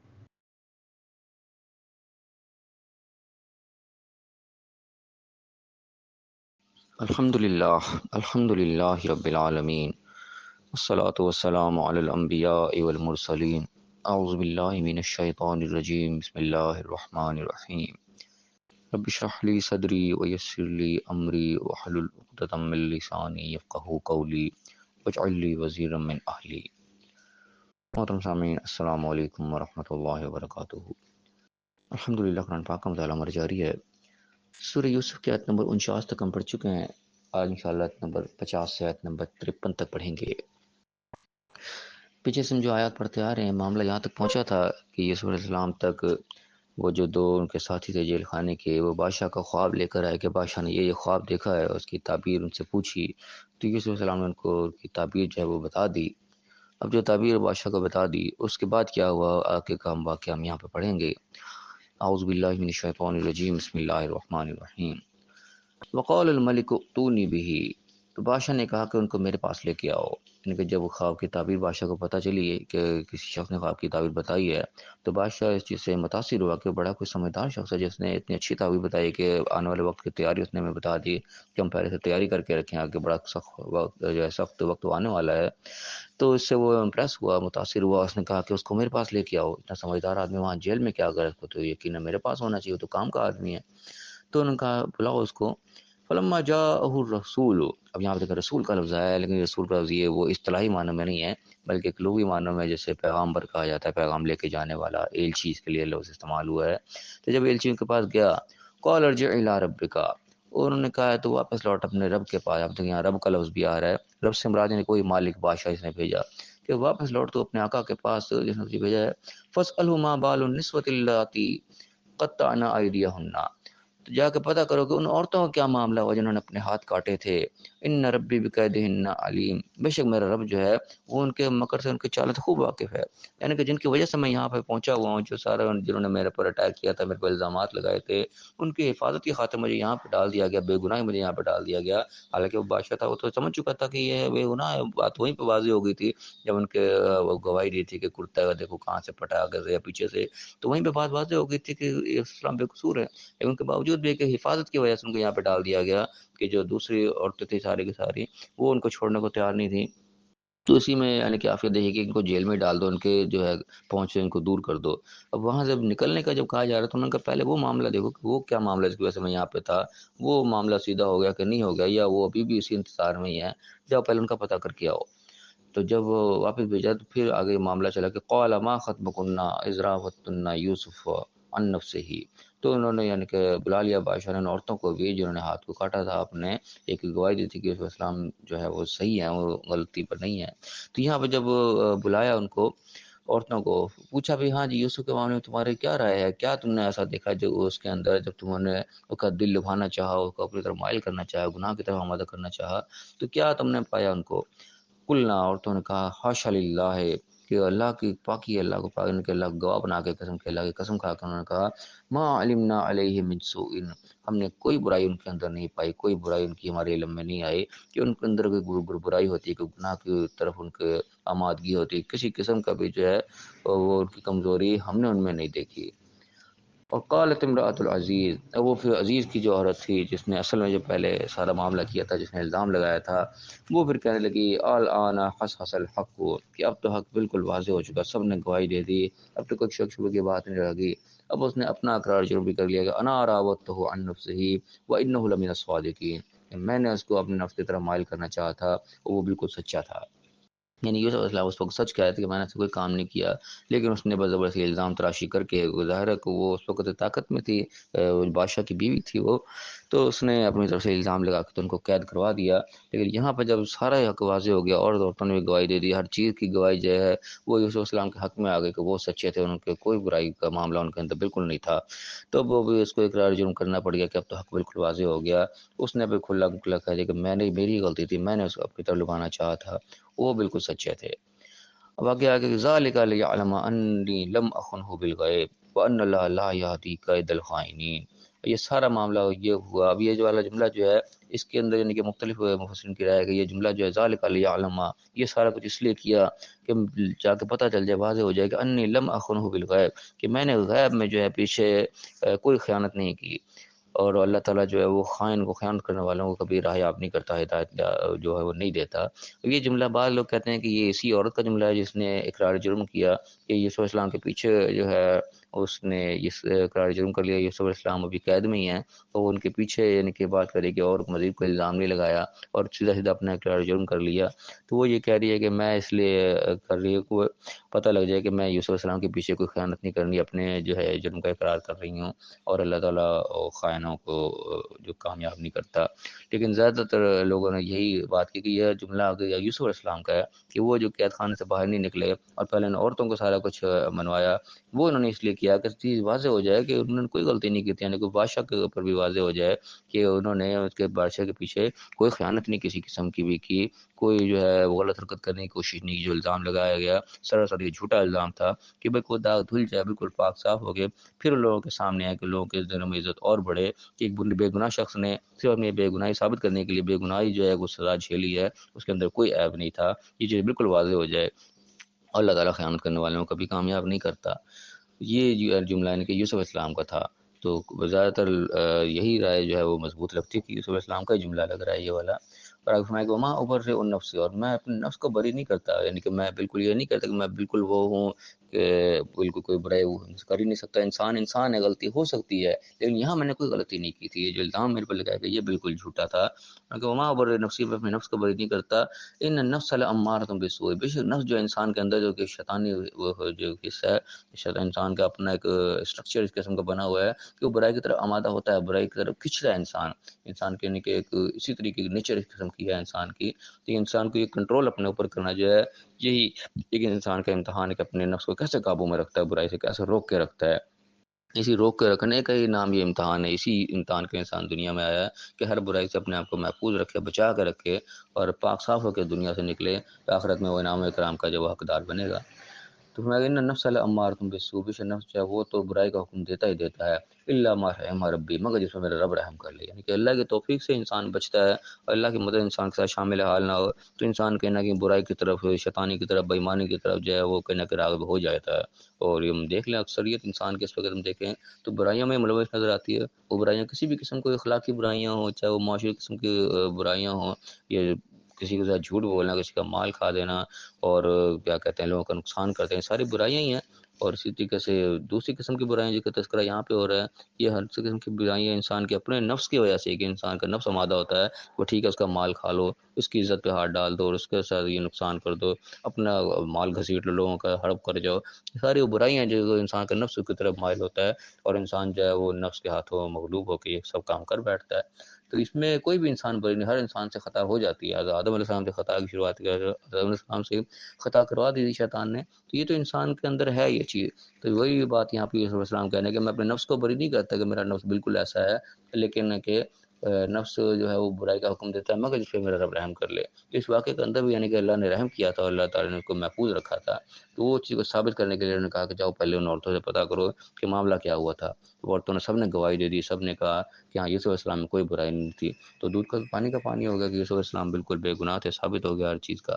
تو انہوں نے کہا کہ سب اسی لیے کیا تاکہ بادشاہ کو بھی واضح ہو جائے کہ میں نے ان کے پیچھے اس کے غیب میں کوئی خیانت نہیں کی تھی، اللہ خیانت کرنے والے کو ایسے کامیاب نہیں کرتا، لیکن نفس جو ہے وہ برائی کا حکم ضرور دیتا ہے مگر جس پہ اللہ رحم کر دے۔ ان ربی غفور رحیم، بے شک میرا رب جو ہے بڑا بخشنے والا اور مہربان رحم کرنے والا ہے، یعنی کہ ہم اس سے رحم کی طلب کریں، اس کے ساتھ اپنا رشتہ تعلق مضبوط رکھیں تو اللہ تعالیٰ ضرور رحم کرتا ہے، اللہ تعالیٰ برائیوں سے بھی انسان کو بچا کے رکھتا ہے۔ تو فی الحال ہم یہاں تک پڑھیں گے، انشاءاللہ اگلی آیات میں مزید جو ہے وہ سبق آموز جو ہے وہ آیات ہم پڑھیں گے۔ فی الحال اتنی آیات میں اتنا سبق نظر آ رہا ہے کہ انسان برائی سے کیسے بچ سکتا ہے اور اپنے آپ کو کیسے الزام سے جو بری کر سکتا ہے، کہ اللہ تعالیٰ مواقع دیتا ہے انسان کو کہ وہ بے گناہی کا موقع اس کو ملتا ہے، صرف ہے کہ صحیح وقت پہ انسان صحیح اقدامات کرے اور اللہ تعالیٰ سے جو ہے اپنے رابطوں کو مضبوط رکھے، تو اللہ تعالیٰ کو ہدایت دیتا ہے کیسے برائی سے بچنا ہے، اور کوئی الزام لگ بھی گیا تو وہ کیسے دھلایا جائے گا۔ اللہ تعالیٰ خود ایسے حالات پیدا کر دیتا ہے کہ جو گناہ گار ہوتا ہے اس کو آخرکار اپنے گناہ کا اعتراف کرنا پڑ جاتا ہے، کہ انسان دوسرا اتنا پاک ہوتا ہے کہ اس کے گواہی دینے کے لیے اور لوگ کھڑے ہو جاتے ہیں، تو جو اصل گناہ گار ہوتا ہے اس کو مجبوری کو ماننا پڑتا ہے کہ بات اب واضح ہو گئی ہے۔ تو اللہ تعالیٰ میں صحیح سمجھنے کی توفیق عطا فرمائے۔ ہم بھی اس دنیا میں رہ رہے ہیں، ایسے حالات جو ہیں وہ آتے جاتے رہتے ہیں انسان کی زندگی کے اندر، تو ان واقعات کے اندر سبق ہے جب انسان کے پاس ایسے حالات آئیں تو کیسے ان حالات میں سے گزرنا ہے۔ تو اللہ تعالیٰ میں صحیح سمجھنے کی اور صحیح عمل کرنے کی توفیق عطا فرمائے اور دنیا اور آخرت دونوں جگہ کامیاب فرمائے، آمین۔ وآخر دعوانا الحمد للہ رب العالمین۔ الحمد للہ رب العالمین، والصلاة والسلام علی الانبیاء والمرسلین۔ اعوذ باللہ من الشیطان الرجیم، بسم اللہ الرحمن الرحیم۔ رب اشرح لی صدری ویسر لی امری واحلل عقدۃ من لسانی یفقہوا قولی واجعل لی وزیرا من اہلی۔ محترم سامعین، السلام علیکم ورحمۃ اللہ وبرکاتہ۔ الحمدللہ قرآن پاک کا مطالعہ ہمارا جاری ہے۔ سورہ یوسف کی آیت نمبر 53 تک ہم پڑھ چکے ہیں، آج انشاءاللہ آیت نمبر 54 سے آیت نمبر 57 تک پڑھیں گے۔ یوسف علیہ السلام کا واقعہ ہم پڑھ رہے ہیں جس کو آثار القصص اللہ تعالیٰ نے کہا ہے، اور بات یہاں تک پہنچی تھی کہ یوسف علیہ السلام نے جب خوابوں کی تعبیر بتائی، بادشاہ تک یہ پیغام پہنچا، تو انہوں نے کہا کہ ان کو لے کے آؤ میرے پاس۔ تو انہوں نے پوچھا کہ ان عورتوں کا پہلے حال پوچھو، ان کا کیا حال ہے جن کی وجہ سے مجھے یہاں پہ قید کیا گیا، جن کے شر سے بچانے کے لیے مجھے یہاں پہ رکھا گیا تھا۔ تو بادشاہ نے ان عورتوں کو بلا کے جب پوچھا تو عورتوں نے سب نے گواہی دی کہ ہم اللہ کو گواہ بنا کے کہتے ہیں کہ ان کے اندر کوئی برائی نہیں تھی۔ اور پھر جو اصل امراۃ العزیز تھی، عزیز کی بیوی جو تھی، اس نے بھی ایک بال جرم کر لیا کہ وہ جب بات اب واضح ہو چکی ہے تو میں ایک بار جرم کرتی ہوں کہ ان کے اندر واقعی کوئی غلطی نہیں تھی، میری ہی غلطی تھی ساری، اور ان کی یوسف علیہ السلام کی بے گناہی جو ہے بالکل ثابت ہو گئی۔ اس کے بعد آگے یہاں پہ سلسلہ چلا جب یوسف علیہ السلام واضح ہو گئے کہ بالکل بے گناہ تھے، ان کا کوئی قصور نہیں تھا، صرف ان کو کہ حفاظت کی غرض سے جو ہے وہ قید میں ڈالا گیا، کسی سزا کے طور پہ نہیں ڈالا گیا تھا۔ تو پھر بادشاہ آگے کیا کہتا ہے وہ ہم آج کی آیت کے اندر پڑھیں گے۔ اعوذ باللہ من الشیطان الرجیم، بسم اللہ الرحمن الرحیم۔ وقال الملک ائتونی بہ استخلصہ لنفسی۔ اور پھر بادشاہ بولا کہ ان کو میرے پاس لے آؤ، میں ان کو اپنے لیے خاص کر لوں، اپنے لیے چن لوں، اپنا کار خاص ان کو بنا لوں۔ یعنی کہ جب اتنی واضح بات ہو گئی کہ ایسا پاک دامن شخص ہے جس کی گواہی جو ہے وہ تمام لوگ دے رہے ہیں، جھوٹا الزام اس پر لگایا گیا اور اس کے اندر کوئی عیب نہیں ہے، یعنی کہ نایاب ہیرا ہے جو کہ چھپا کے رکھ دیا گیا ہے لوگوں سے بچانے کے لیے، ان کو لم لے آؤ میرے پاس، میں اس کو اپنے پاس رکھوں گا، اپنے لیے خاص کر لوں گا، میں اس کی حفاظت کروں گا، تم اس کو لے آؤ، میں اپنے لیے اس کو خاص کر لوں۔ فلما کلمہ، تو جب اس سے بات چیت کی گئی، یوسف علیہ السلام کے پاس آئے، بادشاہ نے جو ہے وہ بات چیت کی، قال یوسف علیہ السلام نے کہا نہیں، بادشاہ بولا کہ انک الیوم لدینا مکین امین، کہ آج سے آپ ہمارے ہاں رہیں گے معزز طریقے سے، بالکل با اعتماد طریقے سے، آپ کو کوئی نقصان نہیں ہوگا، آپ یعنی کہ ہمارے ہاں مستقل طور پہ رہیں گے، قید خانہ ختم، اب آپ پائزر زندگی ہمارے پاس گزاریں گے بادشاہ کے کار خاص کے طور پر۔ تو یوسف علیہ السلام نے کہا قال اجعلنی علی خزائن الارض، کہہ رہے کہ مجھے زمین کے خزانہ پر معمور کر دیں، مجھے وہاں پہ تعینات کر دیں، مجھے ایک ڈیوٹی لگا دیں، انی حفیظ علیم، میں حفاظ کرنے والا بھی ہوں اور علم والا بھی، جاننے والا بھی، جانتا ہوں کیسے خزانوں کو سنبھالا جاتا ہے، کیسے مینٹین کیا جاتا ہے، میرے پاس یہ ہنر موجود ہے، اب مجھے خزانوں کے اوپر جو ہے وہ معمور کر دیں، وہاں پہ مجھے تعینات کر دیں۔ اگلا فرمایا وَكَذَلِكَ مَكَّنَّا لِيُوسُفَ فِي الْأَرْضِ، اس طریقے سے پھر ہم نے یوسف علیہ السلام کو زمین میں ایک ٹھکانہ دیا، ایک مستقل رہنے کی جگہ دے دی، ایک باعزت مقام ان کو دے دیا، یعنی کہ ایک مشکل وقت تھا، ایک امتحان کا وقت تھا جو ان کے اوپر گزرا، اور انہوں نے پورے صبر کے ساتھ، اللہ کی توفیق کے ساتھ، اللہ کی مدد کے ساتھ اس وقت کو گزارا، یعنی کہ الزام لگایا، الزام کے نتیجے میں قید کر دیے گئے، جو بھی ان کے اوپر تکالیف گزریں، انہوں نے پورے صبر کے ساتھ اور ان کے ثابت قدمی کے ساتھ ان تمام مشکلات کو جھیلا، برداشت کیا۔ اس کا نتیجہ پھر اللہ نے یہ نکالا کہ ایسے پھر عزت عطا فرمائی، اتنا عزت دار ان کو پھر مقام دیا کہ جو کہ اپنے آپ میں نایاب تھا، تو اللہ نے کہا پھر ایسے ہم نے زمین پہ ان کو رہنے کا ایک ٹھکانہ ان کو عطا کر دیا۔ یہ تبوّأ منها حیث یشاء، کہ اس میں جہاں چاہے رہیں، یعنی کہ جتنے وہ قید تھی، بالکل قید جو ہے وہ 100% آزادی کے اندر تبدیل ہو گئی، بالکل آزادی کے ساتھ ان کو ایک باعزت مقام ملے گا کہ جیسے چاہیں اس میں رہیں، کوئی روک و ٹوک ان کے اوپر نہیں ہوگی۔ اب فرمایا کہ نصیب برحمتنا من نشاء، یہ ہماری رحمت ہے، ہم جسے چاہیں ہم پہنچائیں، یعنی کہ اللہ تعالیٰ اپنی رحمت کے لیے چن لیتا ہے کہ جو پھر اللہ تعالیٰ کے کہنے کے مطابق چلتا ہے، مشکلات بھی آئیں تو اس کو جھیل جاتا ہے، وہ پھر اللہ سے یہاں پہ سلیکٹ ہو جاتا ہے، اللہ تعالیٰ پہ اس کے اوپر رحمتیں اپنی پھر نچھاور کر دیتا ہے، رحمتوں کو دروازے اس کے اوپر کھول دیتا ہے۔ فرمایا کہ ولا نضيع اجر المحسنین، اور کسی بھی احسان کرنے والے کو، کسی نیک کام کرنے والے کو اس کا اجر ہم ضائع نہیں کرتے، یعنی جو بھی شخص اللہ کے لیے تکلیف جھیلتا ہے، اللہ کے لیے نیک کام کرتا ہے، برائی سے اپنے آپ کو بچا کر رکھتا ہے، وقتی طور پر اس کو پریشانی ضرور آئے گی، لیکن وہ بھی اس کی پہنچ کے اندر ہوگی، ایسا نہیں ہوگا کہ وہ بالکل ہی برداشت سے باہر ہو جائے، یہ بھی اللہ تعالیٰ کا وعدہ ہے کہ لا یکلف اللہ نفسا الا وسعها، اللہ تعالیٰ کسی کو بھی، کسی جان کو بھی اس سے زیادہ، اس کی وسعت سے زیادہ تکلیف نہیں دیتا، امتحان اس کا ہوتا ہے اس کے لمٹ کے اندر، اس کی پہنچ کے اندر ہی ہوتا ہے، اس امتحان میں جو کامیاب ہو جاتا ہے اس کے بعد جو اس کو انعام و اکرام لگتا ہے، اسے ملتا ہے، وہ بہت بڑا ہوتا ہے، لیکن جو اسی امتحان میں فیل ہو جائے، ناکام ہو جائے، پھر اس کے اوپر مشکلات میں پھر اضافہ ہوتا چلا جاتا ہے، پھر وہ پھنستا ہی چلا جاتا ہے۔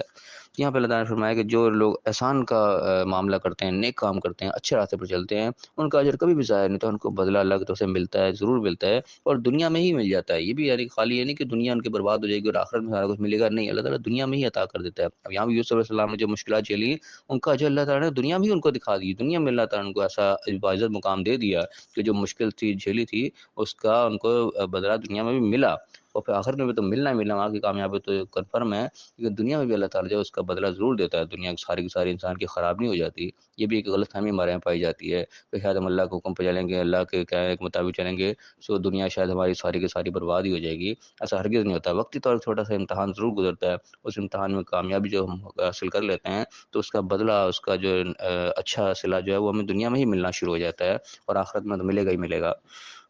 اگر یہیں پہ اللہ تعالیٰ کہ ولا اجر المحسنین، نیکوکاروں کا اجر ضائع نہیں کرتے، ولا اجر الآخرۃ خیر للذین آمنوا، اور آخرت کا اجر جو ہے وہ تو بہت بہتر ہے ایمان والوں کے لیے، مکان یتقون، اور جو تقوی اختیار کرتے ہیں، یعنی جو اللہ سے ڈر کے چلتے ہیں، اللہ کے بتائے ہوئے حدود ہوتی ہیں ان سے بچ بچا کے چل رہے ہوتے ہیں، اس کو کراس نہیں کرتے، حدود سے باہر نہیں نکلتے، ان کو دنیا میں بھی اللہ تعالیٰ ضرور بدلا دیتا ہے، اور آخرت کا جو ملے گا وہ تو کہیں اچھا ہے، اس کا تو میں تصور نہیں کر سکتی یہاں پہ رہ کے، دنیا میں بھی ہمیں اتنا مل جاتا ہے، اللہ تعالیٰ اس کے بدلے میں اتنا دیتا ہے کہ انسان سے بھی راضی ہو جاتا ہے۔ تاریخ اس چیز سے بھری پڑی ہے، ہم صحابہ کرام کی تاریخ کو بھی دیکھ لیں کہ وقتی طور کو مشکلات ضرور جھیلنی پڑی، تکالیف آئی ہیں، امتحانات آئے ہیں، لیکن بعد جب اللہ تعالیٰ نے کامیابی دی ہے تو اتنی بڑی کامیابی دی ہے کہ پوری یعنی کہ بر اعظموں پر مسلمانوں کی حکومت ہوئی، دنیا کے خزانے ان کے قدموں میں آ گئے۔ آپ صلی اللہ علیہ وسلم کی زندگی میں بھی دیکھیں، شروع میں ان کو مختلف مشکلات ضرور جھیلنی پڑی ہیں، لیکن جب کامیابی اعلان دی ہے تو پھر مکہ بھی فتح ہوا، سارے جو لوگ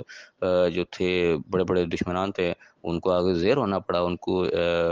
ہتھیار ڈالنے پڑے، اپنی کامیابی اللہ تعالیٰ نے اپنے نبی کو دی، اپنے پیغمبر کو دی، صحابہ کرام کو دی، تو ایسا ہرگز نہیں ہے کہ ہم دین کے اوپر چلیں گے تو ہے دنیا ہم سے ساری کی ساری چھین جائے گی، ایسا نہیں، اللہ تعالیٰ دنیا بھی دیتا ہے، آخرت کو تو اللہ تعالیٰ کہہ رہا ہے کہ جو ایمان والوں کے لیے، جو تقوی والے ہیں، آخرت تو ان کے لیے بہت ہی بھلی ہے، اس کا تو یعنی کہ ہم یہاں رہ کے اس کو امیجن نہیں کر سکتے، اس کا تصور نہیں کر سکتے، وہاں پہ کیسے کیسے انعام و کرام اللہ نے ہمارے لیے محفوظ رکھے ہوئے ہیں، یہ سب ایمان بالغیب کی بات ہے کہ اللہ جب کہہ رہا ہے اچھا ہے تو وہ اچھا ہی ہوگا، دنیا میں بھی اللہ تعالیٰ نے کہا کہ تم اچھا کام کرو، تم اپنے معاملات کو سیدھے رکھو، کہ تمہارے معاملات میں سدھار دوں گا، اللہ تعالیٰ نے مختلف انداز میں ہمیں وعدے دیے ہیں اس چیز کے، صرف اللہ کے وعدوں پر ہمیں یقین ہونا چاہیے، ایمان بالغیب جو ہمارا مضبوط ہونا چاہیے کہ جس چیزوں سے اللہ نے ڈرایا ہے، چیزوں کو کرو گے کہ تمہارا یہ نتیجہ نکلے گا، اس پہ بھی ہمارا ایمان بالغیب مضبوط ہونا چاہیے، اور جن چیزوں کی خوشخبری دی ہے کہ تم اس راستے پر چلو تمہیں انعام و کرام ملیں گے، تمہیں اللہ کی طرف سے بھلائیاں ملیں گی، اس پہ بھی ہمارا جو ایمان بالغیب مکمل ہونا چاہیے، کیونکہ ظاہر یہ چیزیں ہوتی غیب کے پردے میں، کام ہم نے اب کرنا ہوتا ہے، اس کا بدلہ تھوڑی دیر بعد ہمیں ملنا ہوتا ہے، تھوڑا اس کا وقت گزرتا ہے، وہ وقت جو ہے وہ غیب کے پردے میں ہمیں فوری نظر نہیں آ رہا ہوتا کہ فوراً طور میں ہمیں بدلہ مل رہا ہے، لیکن ہمیں یقین کامل ہونا چاہیے کہ ہم یہ اللہ کے حکم پہ چلیں گے، اللہ نے اس موقع پہ ہمیں یہ کرنے کو کہا ہے، ہم یہی کریں گے تو اس کا یقین ہمیں بدلہ اچھا ہی ملے گا، چاہے بظاہر ہمیں وہ حالات ایسا نظر آتے کہ یوں کریں گے یہ تو نقصان ہو جائے گا، کیونکہ وہ ہمارا صرف دھوکہ ہوتا ہے، اللہ کے حکم کے اندر کبھی بھی نقصان نہیں ہوگا، یقیناً فائدہ ہی ہوگا، اللہ تعالیٰ ہمیں صحیح سمجھنے کی توفیق عطا فرمائے،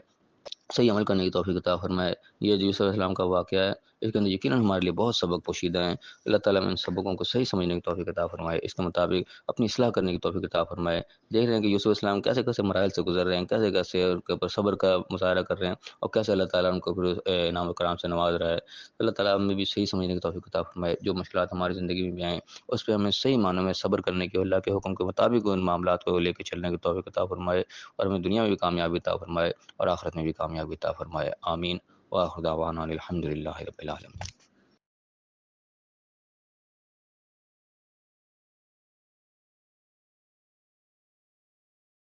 الحمد للہ رب العالمین، والصلاة والسلام علی الانبیاء والمرسلین، اعوذ باللہ من الشیطان الرجیم، بسم اللہ الرحمن الرحیم، رب اشرح لی صدری ویسر لی امری واحلل عقدۃ من لسانی یفقہوا قولی واجعل لی وزیرا من اہلی۔ محترم سامعین، السلام علیکم ورحمۃ اللہ وبرکاتہ۔ الحمدللہ قرآن پاک کا مطالعہ ہمارا جاری ہے، سورہ یوسف کی آیت نمبر 57 تک ہم پڑھ چکے ہیں، آج انشاءاللہ آیت نمبر 58 سے آیت نمبر 62 تک پڑھیں گے۔ پچھلی آیات میں ہمارا یہ واقعہ جو ہے وہ اللہ تعالیٰ نے جو بیان فرمایا وہ یہاں تک پہنچا تھا کہ بادشاہ نے یوسف علیہ السلام کو اپنے پاس بلوا لیا اور ان کو کہا کہ ان کو میرے پاس لے آؤ، میں اپنے ان کو خاص کر لوں،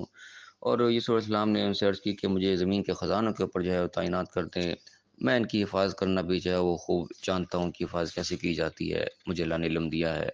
اور اللہ نے بتایا کہ اس طریقے سے پھر ہم نے یوسف علیہ السلام کو بہترین ٹھکانہ دے دیا زمین پہ رہنے کے لیے، یعنی ان کے جو ایک مشکل وقت تھا وہ گزر گیا، اب اللہ تعالیٰ کی طرف سے رحمت جو ہے ان کے اوپر نازل ہونا شروع ہو گیا، آسانی کا وقت جو ہے ان کو ملنا جو ہے وہ شروع ہو گیا۔ یہاں تک ہم پہنچے تھے، اب اس کے آگے اب سلسلہ مزید چلا ہے، اعوذ باللہ من الشیطان الرجیم، بسم اللہ الرحمن الرحیم، وجاء اخوة یوسف فدخلوا علیہ فعرفهم وهم له منکرون۔ یوسف علیہ السلام کے بھائی جو تھے وہ ان کے پاس پہنچے، یوسف علیہ السلام کے بھائی ان کے پاس پہنچے تو یوسف علیہ السلام نے ان کو پہچان لیا، اور وہ ان کو نہ پہچان سکے، وہ ان سے انجان ہی رہے کہ یہ یوسف علیہ السلام ہے۔ اب یہ وہ بھائی تھے جنہوں نے سارے پیچھے سازش کی تھی، اپنے والد صاحب سے ان کو برگلا دیا اور لے گئے، ساری کہانی بنا دی کہ ان کو بھیڑیا کھا گیا، حقیقت میں ان کو وہ اندھے کنویں میں ڈال کے آ گئے تھے، سارے جو انہوں نے سازش کی تھی، یہ وہی بھائی جو تھے اب ان کے پاس آئے، وہ اپنا غلہ وغیرہ لینے کے لیے آئے، اب ان کو نہیں معلوم تھا کہ سامنے یوسف علیہ السلام بیٹھے ہوئے ہیں، یوسف علیہ السلام نے پہچان لیا کہ یہ تو وہی میرے بھائی ہیں، کیونکہ یوسف علیہ السلام ظاہر اس وقت بچے تھے جب وہ چھوڑ کے آئے، اب وہ بڑے ہوتے ہوئے جوان ہو چکے تھے تو وہ پہچان میں نہیں آئے، لیکن وہ ظاہر ہے پہچانتے تھے، ان کے بھائیوں کی شکل تو ظاہر وہی تھی، تو انہوں نے پہچان لیا کہ تو میرے بھائی ہیں، انہوں نے نہیں پہچانا۔ اب آگے کیا ہوا کہ وَلَمَّا جَهَّزَهُم بِجَهَازِهِمْ قَالَ ائْتُونِي بِأَخٍ لَكُم مِّنْ أَبِيكُمْ۔ اب جب ان کا سارا سامان ان کو مہیا کر دیا، جہاز اور جہاز ہم کا الفاظ یہاں پہ اس سے لفظ جہیز بنتا ہے، ہمارے یہاں جہیز دیا جاتا ہے، سامان جو دیا جاتا ہے، یہ وہی لفظ ہے، یعنی کہ جب ان کا جہیز تیار ہو گیا، سامان ان کا تیار ہو گیا، جب ان کو جی وہ لینے آئے تھے، سارا سامان پیک ہو گیا، جب ان کو دینے لگے تو اس وقت ان کہا کہ دوبارہ جب آؤ گے تو اپنے سوتیلے بھائی کو بھی جو ہے وہ میرے پاس لے کے آنا، دوبارہ جو اپنے بھائی، سوتیلے کا لفظ یہاں عربی میں نہیں ہے، قال ائتونی بأخ لکم من ابیکم، اپنے باپ سے اپنے بھائی جو دوسرا وہ بھی لے کے آئے جو تمہارے ساتھ نہیں آیا، الا ترونا، کیا تم دیکھتے نہیں کہ انی اوف الکیل وانا خیر المنزل، کہ میں پورا تول دیتا ہوں اور میں بہترین مہمان نواز بھی ہوں، یعنی کہ تمہاری مہمان نوازی بھی کر رہا ہوں، اچھی طریقے سے تمہیں میں نے ٹریٹ کیا ہے، اور تمہارا سامان بھی سارا میں بالکل پورا تول کے دے رہا ہوں، تمہارا تمہیں پورا دے رہا ہوں، تو تم اپنے بھائی کو جو ہے وہ بھی لے کے آنا۔ فَإِن لَّمْ تَأْتُونِي بِهِ، تو اگر تم اس کو ساتھ نہ لے کے آئے، فَلَا كَيْلَ لَكُمْ عِندِي وَلَا تَقْرَبُونِي، تو تمہیں کوئی ناپ تول یہاں سے نہیں ملے گا اور میرے قریب بھی مت آنا، یعنی کہ ان کو ایک شرط لگا دی کہ دوبارہ جب آؤ گے اپنے بھائی کو لے کے آنا، اگر اس کو نہ لے کے آئے تو پھر یہاں آنے کی ضرورت نہیں ہے، تمہیں پھر کچھ نہیں ملنے لگا۔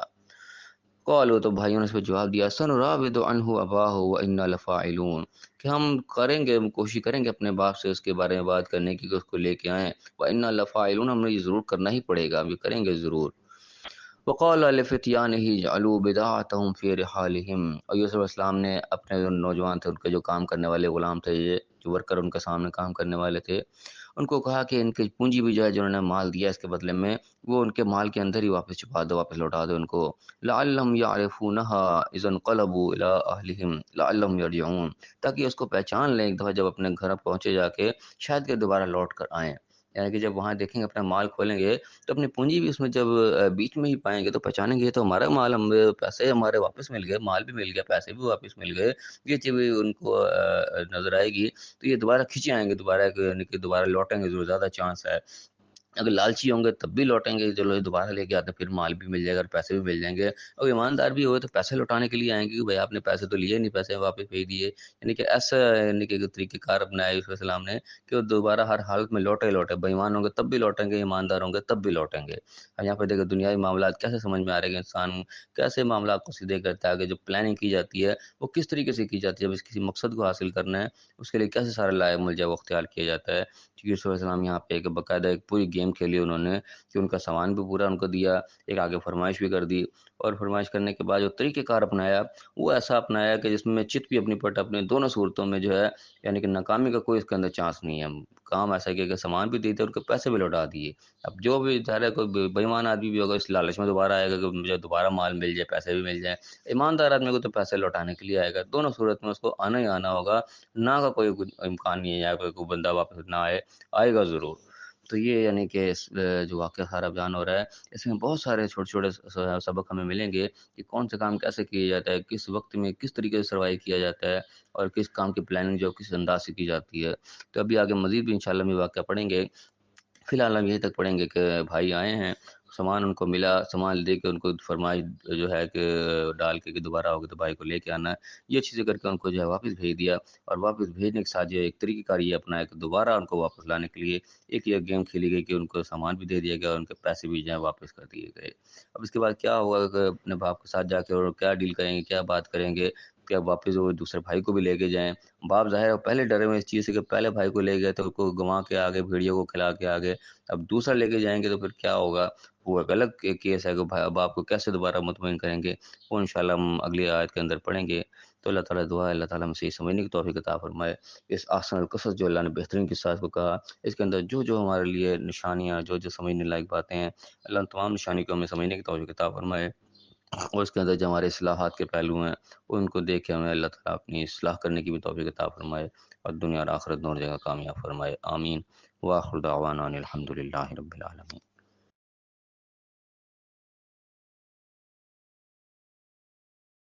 الحمد للہ رب العالمین، والصلاة والسلام علی الانبیاء والمرسلین۔ اعوذ باللہ من الشیطان الرجیم، بسم اللہ الرحمن الرحیم۔ رب اشرح لي صدری ویسر لي امری واحلل عقدۃ من لسانی یفقهوا قولی واجعل لي وزیرا من اہلی۔ محترم سامعین، السلام علیکم ورحمۃ اللہ وبرکاتہ۔ الحمدللہ، قرآن پاک کا مطالعہ ہمارے جاری ہے۔ سورہ یوسف کی آیت نمبر 62 تک ہم پڑھ چکے ہیں، آج انشاءاللہ آیت نمبر 63 سے آیت نمبر 66 تک پڑھیں گے۔ کل کی آیات میں ہم جو پڑھ رہے تھے واقعہ یہاں تک پہنچا تھا یوسف علیہ السلام کا کہ یوسف علیہ السلام کے بھائی جو ہے وہ ان کے پاس آئے غلہ لینے کے لیے، تو یوسف علیہ السلام نے ان کو پہچان لیا کہ تم میرے بھائی ہیں، لیکن وہ جو ہے یوسف علیہ السلام کو نہیں پہچان سکے، اور انہوں نے اپنا غلہ وغیرہ ان سے لیا۔ یوسف علیہ السلام نے ان کو غلہ دیا، ان کا مال دیا، اور بتایا دیکھو کہ میں پورا تول دے رہا ہوں، تو دوبارہ آؤ گے تو اپنے بھائی کو بھی جائے وہ بھی ساتھ لے کر آنا، اگر تم نہیں لاؤ گے تو پھر کوئی غلہ گلہ نہیں ملے گا، کوئی ہمارے پاس آنے کی ضرورت نہیں ہے، یہ کہ ان کو حکم دیا۔ اور ساتھ ہی ایک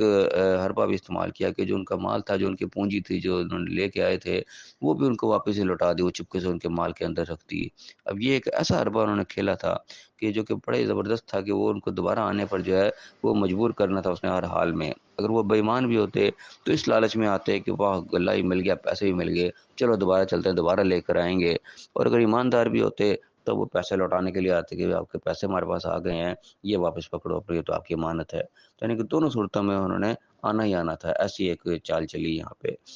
تو اب دیکھتے ہیں آج کے آیات میں آگے مزید کیا معاملہ چلتا ہے۔ اعوذ باللہ من الشیطان الرجیم بسم اللہ الرحمن الرحیم فلما رجعوا الى ابیہم، اب جب واپس لوٹے اپنے باپ کے پاس، یعنی گلہ لے کے واپس اپنے گھر پہنچے، قالوا تو کہنے لگے یا ابانا، اے باجی، منع من الکیل، ہمارے لیے ہمارا گلہ روک دیا گیا ہے، یعنی کہ روک لگا دی گئی ہے، فارسل معنا اخانا، آپ ہمارے ساتھ ہمارے بھائی کو بھیجیے، نقتل و انا له لحافظون، تاکہ ہم پھر گلہ لے کر آئیں اور ہم کی اس کی حفاظت کریں گے۔ یعنی کہ وہی بات جو یوسف السلام نے کہی تھی کہ اس کے بغیر نہ آنا ہوگے، خالی آؤ گے، بھائی کو ساتھ نہیں لاؤ گے تو کوئی گلہ نہیں ملنے والا۔ وہ بات ہم نے جا کے اپنے باپ کو بتائی، والد محترم کو بتائی کہ بھائی ہم سے تمہارا گلہ روک دیا گیا، بھائی کو بھیجنا پڑے گا ساتھ ورنہ ہمیں گلہ نہیں ملے گا، اور آپ کو بھیجے ہیں تاکہ ہم گلہ لے کے ہم اس کی حفاظت کریں گے۔ قالا، تو والد صاحب نے جواب دیا، هل آمنکم علیہ الا کما امنتکم علی اخیہ من قبل، کیا میں اسی طرح اس پہ تمہارا اعتبار کر لوں جیسا پہلے اس کے بھائی کے بارے میں تمہارا اعتبار کیا تھا؟ یعنی وہی بات کی، یوسف السلام کو پہلے یہی کہا کہ وہ لے کے گئے تھے بہانے سے، اس کے بعد وہ واپس نہیں لے کے آئے، بہانہ بنا دیا کہ وہ کو تو بھیڑیا کھا گیا اور اتنا ان کو کنویں میں ڈال کے آ گئے۔ ان کے والد صاحب نے پھر وہی بات کی کہ تم پھر دوسرے بھائی کو لے جانے کی بات کر رہے ہو، ابھی میں ایسے ہی اعتبار کر لوں جیسے پہلے اعتبار کیا تھا جو تم نے پہلے کام کیا۔ فاللہ خیر حافظ، اللہ تعالیٰ بے سے حفاظت کرنے والا ہے، وہ ارحم الراحمین، وہ بہترین جو ہے وہ رحم کرنے والا سب رحم کرنے والوں میں۔ یعنی وہی دیکھے گا معاملہ، میں تمہارے اس بات پہ اعتبار نہیں کر سکتا، تم نے تو پہلے ہی میرے ساتھ دھوکہ کیا۔ پھر جب ولما فتح متاعهم، جب انہوں نے اپنا وہ مال متاع کھولا، انہوں نے جو لے کے آئے تھے غلہ وہاں سے، وجدوا بضاعتهم ردت الیہم، تو دیکھا کہ ان کی پونجی واپس لوٹا دی گئی ہے۔ قالوا یا ابانا، کہنے لگے اے ہمارے باپ، ما نبغي، اور ہم کیا چاہتے ہیں، هذه بضاعتنا ردت الینا، یہ ہماری پونجی بھی ہمیں واپس لوٹا دی گئی ہے، یعنی غلہ بھی دے دیا کیا، ہمارا مال بھی ہمیں واپس مل گیا، اور کیا چاہیے ہمیں، تو فائدہ ہو گیا، دوہرا فائدہ ہو گیا۔ وَنَمِيرُ أَهْلَنَا وَنَحْفَظُ أَخَانَا وَنَزْدَادُ كَيْلَ بَعِيرٍ، اور ہم اپنے گھر کے لیے غلہ لائیں گے اور اپنے بھائی کی حفاظت کریں گے اور ایک اونٹ کا مزید زیادہ لے کے آئیں گے، یعنی کہ پہلے جو لانا تھا وہ تو لانا ہی تھا، اب مزید یہ پیسے ساتھ مل گئے، اس کا بھی مزید لے کے آئیں گے، ڈبل فائدہ اٹھائیں گے ہم تو۔ ذَلِكَ كَيْلٌ يَسِيرٌ، یہ بادشاہ کے لیے کوئی مشکل کام نہیں ہے، یعنی کہ وہ ہمیں اور بھی دے دے گا، وہ بہت یعنی کہ سخی دل ہے، یعنی ہم تو یہ کریں گے، اب وہ اس سے زیادہ اور کیا بہتر بات ہو سکتی ہے، آپ بھیجیں ہمارے بھائی کو، ہم تو ڈبل لے کے آئیں گے غلہ۔ قال یوسف علیہ السلام، ان کے جو والد سے ان کی جواب دیا انہوں نے، قال لن ارسلہ معکم، میں ہرگز کو تمہارے ساتھ نہیں بھیجوں گا، حتی تؤتونی موثقا من اللہ، جب تک کہ تم مجھے اللہ کا گواہ بنا کے بیچ میں ہے نہ تو، لتاتوننی بہ الا ان یحاط بکم، کہ تم اس کو لازمی میرے پاس لے کر آؤ گے، سوائے اس کے کہ تم کہیں گھیر نہ لیے جاؤ، یعنی کہ تم بھی کہیں پھنس گئے تو الگ بات ہے، ورنہ تم آؤ گے تو اس کو ساتھ لے کے آؤ گے، مجھے اللہ کا پکا عہد دو، اللہ کا پکا وعدہ کرو تم میرے ساتھ۔ فلما آتوہ موثقہم، جب انہوں نے پھر اس کا وعدہ، اللہ کا وعدہ انہوں نے لے لیا، اللہ کا عہد لے لیا، اللہ کا گواہ بنا کے بیچ میں، قال اللہ علی ما نقول وکیل، تب وہ کہنے لگے کہ جو ابھی ہم بات کر رہے ہیں اس پہ اللہ کا ذمہ ہے، یعنی کہ اللہ کا گواہ بنا کے ہم یہ بات کر رہے ہیں، اس میں کوئی ہمارے دل میں کوئی فریب جو دھوکے بازی کوئی ہمارا ارادہ نہیں ہے، جو بھی ہم پورے خلوص کے ساتھ اللہ کو گواہ بنا کے آپ سے وعدہ کرتے ہیں کہ ہم اس کو لے کے جائیں گے تو اس کو واپس لے کر بھی آئیں گے۔ اب یہاں تک جو ہے وہ ایک ڈیل طے ہو گئی یوسف علیہ السلام کے بھائیوں کی اپنے والد کے ساتھ کہ بھی اب چھوٹے بھائی کو بھی ہم نے لے کے جانا ہے، اس کے بغیر ہمیں غلہ کوئی نہیں ملنے لگا ہوا، تو انہوں نے شرط لگا دی ہے والی، اور جو فائدہ یہ ہوا کہ پہلے جو مال ملا اس کے ساتھ ساتھ نا پونجی بھی واپس لوٹا آ گئی، مل گئی، وہ بھی ساتھ مل گئی، ڈبل فائدہ ہو گیا۔ اب تو ہم جائیں گے، غلہ بھی ہم ڈبل لے کر آئیں گے اور اپنے بھائی کی بھی ہم حفاظت کریں گے، اس بات پہ یعنی کہ کمٹمنٹ طے ہوگی، اللہ تعالیٰ گواہ بنا کے ایک وعدہ کر لیا گیا۔ اب اگلی آیات کے اندر ہم پھر مزید پڑھیں گے کہ اب آگے کیا ہوتا ہے کہ جب دوبارہ وہ جاتے ہیں لینے کے لیے غلہ لینے کے لیے اپنے بھائی کو، اب آگے وہاں پہ ایک اور جو ہے گیم وہاں پہ چلے گی، وہ انشاءاللہ ہم اگلی آیات کے اندر پڑھیں گے۔ تو یہ بڑا کہ سبق آموز ہے، بڑا دلچسپ واقعہ ہے یوسف علیہ السلام کا، اس کو اللہ تعالیٰ نے احسن القصص کا ایک بہترین قصوں میں سے ایک قصہ ہے، یقیناً اس کے اندر بہت ساری باتیں ہیں سمجھنے والی، اللہ تعالیٰ ہمیں توفیق دے کہ ہم ان باتوں کو صحیح سمجھیں، جو اشارے اس میں ملے ہیں دنیا کی زندگی میں معاملات کو لے کے چلنے کے، ان اشاروں سے ہم سبق سیکھیں اور اپنی زندگی کو اچھے انداز سے گزاریں، جس طریقے سے اللہ نے ہمیں حکم دیا ہے اس طریقے سے ہم گزاریں۔ اللہ تعالیٰ ہمیں صحیح سمجھنے سے عمل کرنے کی توفیق عطا فرمائے اور دنیا اور آخرت دونوں جگہ کامیاب فرمائے، آمین۔ وآخر دعوانا ان الحمد للہ رب العالمین۔ الحمد للہ رب العالمین، والصلاة والسلام علی الانبیاء والمرسلین، اعوذ باللہ من الشیطان الرجیم، بسم اللہ الرحمن الرحیم۔ رب اشرح لي صدري ويسر لي أمري واحلل عقدة من لساني يفقهوا قولي واجعل لي وزيرا من أهلي. محترم سامعین، السلام علیکم ورحمۃ اللہ وبرکاتہ. الحمدللہ، قرآن پاک کا مطالعہ ہمارا جاری ہے. سورہ یوسف کی آیت نمبر 66 تک ہم پڑھ چکے ہیں. آج انشاءاللہ آیت نمبر 67، 68 اور 69 پڑھیں گے. اعوذ باللہ من الشیطان الرجیم، بسم اللہ الرحمن الرحیم. وقال یا بنی لا تدخلوا من باب واحد وادخلوا من ابواب متفرقہ. اور ان کے باپ نے ان کو کہا، بیٹوں کو، کہ اے بیٹو، ایک دروازے سے داخل مت ہونا اور الگ الگ دروازوں سے داخل ہونا. وما اغنی عنکم من اللہ من شیء، اور میں تمہیں اللہ کے بچا نہیں سکتا کسی معاملے میں. ان الحکم الا للہ، حکم اور فیصلہ تو صرف اللہ ہی کا ہے. علیہ توکل، تو اسی پہ میرا توکل ہے، بھروسہ ہے. وعلیہ فلیتوکل المتوکلون، تمام بھروسہ کرنے والوں کو اسی کے اوپر بھروسہ کرنا چاہیے. اب یہاں پہ یعقوب علیہ السلام جو ہیں، یوسف علیہ السلام کے والد اپنے دوسرے بیٹوں کو کوئی نصیحت کر رہے ہیں. اس سے پچھلے جو ہم نے کل آیات پڑھی تھی، وہاں پہ معاملہ یہاں تک پہنچا تھا کہ یوسف علیہ السلام نے جب غلہ وغیرہ ان کو دے دیا، ان کے بھائیوں کو جو لینے گئے تھے غلہ بھی ان کو پورا تول کے دیا، ان کا مال متاج تھا، ان کے پونجی وہ بھی انہیں کو واپس لوٹا دی، اور ساتھ میں یہ شرط لگا دی کہ دوبارہ ہوگا تو اپنے بھائی کو لے کے آنا، ورنہ کوئی غلہ تمہیں نہیں ملے گا. تو یہ چیز لے کے جب وہ اپنے والد کے پاس واپس لوٹے تو انہوں نے کہا کہ ہمارے تو روک لگا دی گئی ہے، ہمیں تو بھائی کو بھیجنا پڑے گا، آپ کو ہمارے بھائی کو ہمارے ساتھ بھیجیں. اور اس کے بعد انہوں نے غلہ کھولا، اس میں دیکھا جناب کہ ان کی پونجی بھی ان کو واپس مل گئی. تو وہ تو بڑے خوشی سے اچھل پڑے کہ اور ہمیں کیا چاہیے، کہ ہمارے پونجی بھی ہمیں واپس مل گئی، غلہ بھی مل گیا، اب تم دوبارہ جائیں گے اور مزید زیادہ لے کر آئیں گے. اور وہ وہاں کا جو بادشاہ تھا وہ بڑا آسانی سے دے دے گا، وہ تو بڑا وہ کیا کہتے ہیں، سخی قسم کا ہے، بڑا کھلے دل کا مالک ہے. تو آگے جائے والد نے جواب دیا کہ میں ہرگز تمہارے ساتھ نہیں بھیجوں گا، تم پیسے دوبارہ تم پہ اعتبار کر لوں جیسے پہلے اعتبار کیا تھا. یعنی تم یوسف کو لے گئے تھے، یوسف کو جا کے تم گم کر کے آ گئے، وہاں پہ تم کیا آ گئے کہ بھیڑیا کھا گیا. دوبارہ میں کبھی اس طریقے سے میں تمہارا نہیں اعتبار کروں گا. ہاں، جب تک کہ تم مجھے اللہ کا جو ہے عہد نہ تم دے دو کہ تم لازمی تم اس کو لے کے آؤ گے، یعنی کہ اللہ کو گواہ بنا کے تم عہد کرو میرے ساتھ کہ تم اس کو ہر صورت میرے پاس واپس لے آؤ گے. سوائے کہ تم خود ہی کہیں گھیرے جاؤ تو الگ بات ہے، لیکن تم آؤ گے تو ساتھ ہی لے کر آؤ گے. تو یہاں پہ جب انہوں نے اللہ کو گواہ بنا کے ان سے عہد کر لیا، وعدہ کر لیا، اب آگے جو انہوں نے آگے بھی یہ نصیحت کی، اگلا یعنی کہ کام شروع ہو کہ ٹھیک ہے تم لے جاؤ، لیکن یہ کام کرنا کہ ایک دروازے سے داخل مت ہونا، الگ الگ دروازے سے داخل ہونا. یہ ایک تجویز تھی جو انہوں نے اپنے طرف سے دی. اور اللہ تعالیٰ نے یہاں پہ فرمایا کہ میں تمہیں اللہ سے بچا نہیں سکتا، ایک تجویز ہے میں تمہیں دے رہا ہوں. اگر فیصلہ اللہ تعالیٰ کو تمہارے بارے میں کچھ ایسا ہوا تو پھر ٹھیک ہے، وہ الگ بات ہے. میرا بھروسہ تو اسی کے اوپر ہی ہے، اسی کے اوپر بھروسہ کرنا چاہیے تمام بھروسہ کرنے والوں کو. تو آگے بات چلی کہ ولما دخلوا، پھر جب وہ داخل ہوئے، من حیث امرهم ابوہم، جو ان کے باپ نے ان کو حکم دیا تھا کہ اس طریقے سے داخل ہونا، الگ الگ دروازوں سے جو تھا وہ اسی سے داخل ہوئے. اللہ فرمایا کہ ما کان یغنی عنہم من اللہ من شیء، یہ چیز ان کو اللہ سے بچا نہیں سکتی تھی. یعنی کہ اللہ کے گرفت میں اگر آنا ہوتا انہوں نے تو یہ الگ الگ دروازے سے داخل ہونا، یہ چیز ان کو کوئی کفایت نہیں کر سکتی تھی، بچا نہیں سکتی تھی. الا حاجۃ فی نفس یعقوب، صرف یعقوب کے نفس کی خواہش تھی، ان کے